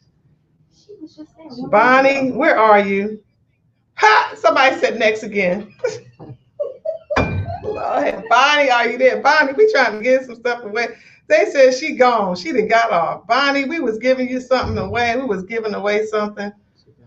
Yeah, she's gone. Okay, she gone. So I'm gonna pick another one. All right, keep going. All right, Angela Fuller. Angela Fuller, is she on? If she ain't on, you got a name, Angela Fuller. Right. Is she on? Mm-hmm. Y'all know I'm watching on this smartphone. Angela Fuller, come on. Bonnie then came back. She talking about she fell asleep. Tell her no, she didn't win the ticket. She won a book though. Let her know she didn't win the tickets, but she won a book. All right, so Angela gets a book and Bonnie gets a book. All right, and Deborah gets a book. Okay, so Bonnie said she went to sleep. What kind of mess is this? Tell her I still bless her. We're gonna bless you. So you guys got some things coming. I'm gonna reach out to you all so that I can get you. Can I get my exit music? I'm gonna reach out to you all so we can get I can get your information and get your everything mailed out to you. I thank you. I know I have your emails because you guys registered. I love you guys. This has been great. This has been fun doing it virtually, and I can't wait till we get together soon. So my going away music is, I hope that we will get together soon. Real soon. Let's make it real soon, guys. I just can't wait till we get together real soon. I'll see you at the next Women on the Move Summit, and I have something else coming up real soon. So stay connected. Make sure you follow me on Instagram at kim.mcnair.productions. Follow me on Facebook, Dr. Kim McNair, KimMcNairProductions.com. Kim McNair Productions, go to Business Women Empowerment Project. Follow me. I'll follow you back. Let's do the doggone thing. I love you all. Have a great one. It has been truly my pleasure.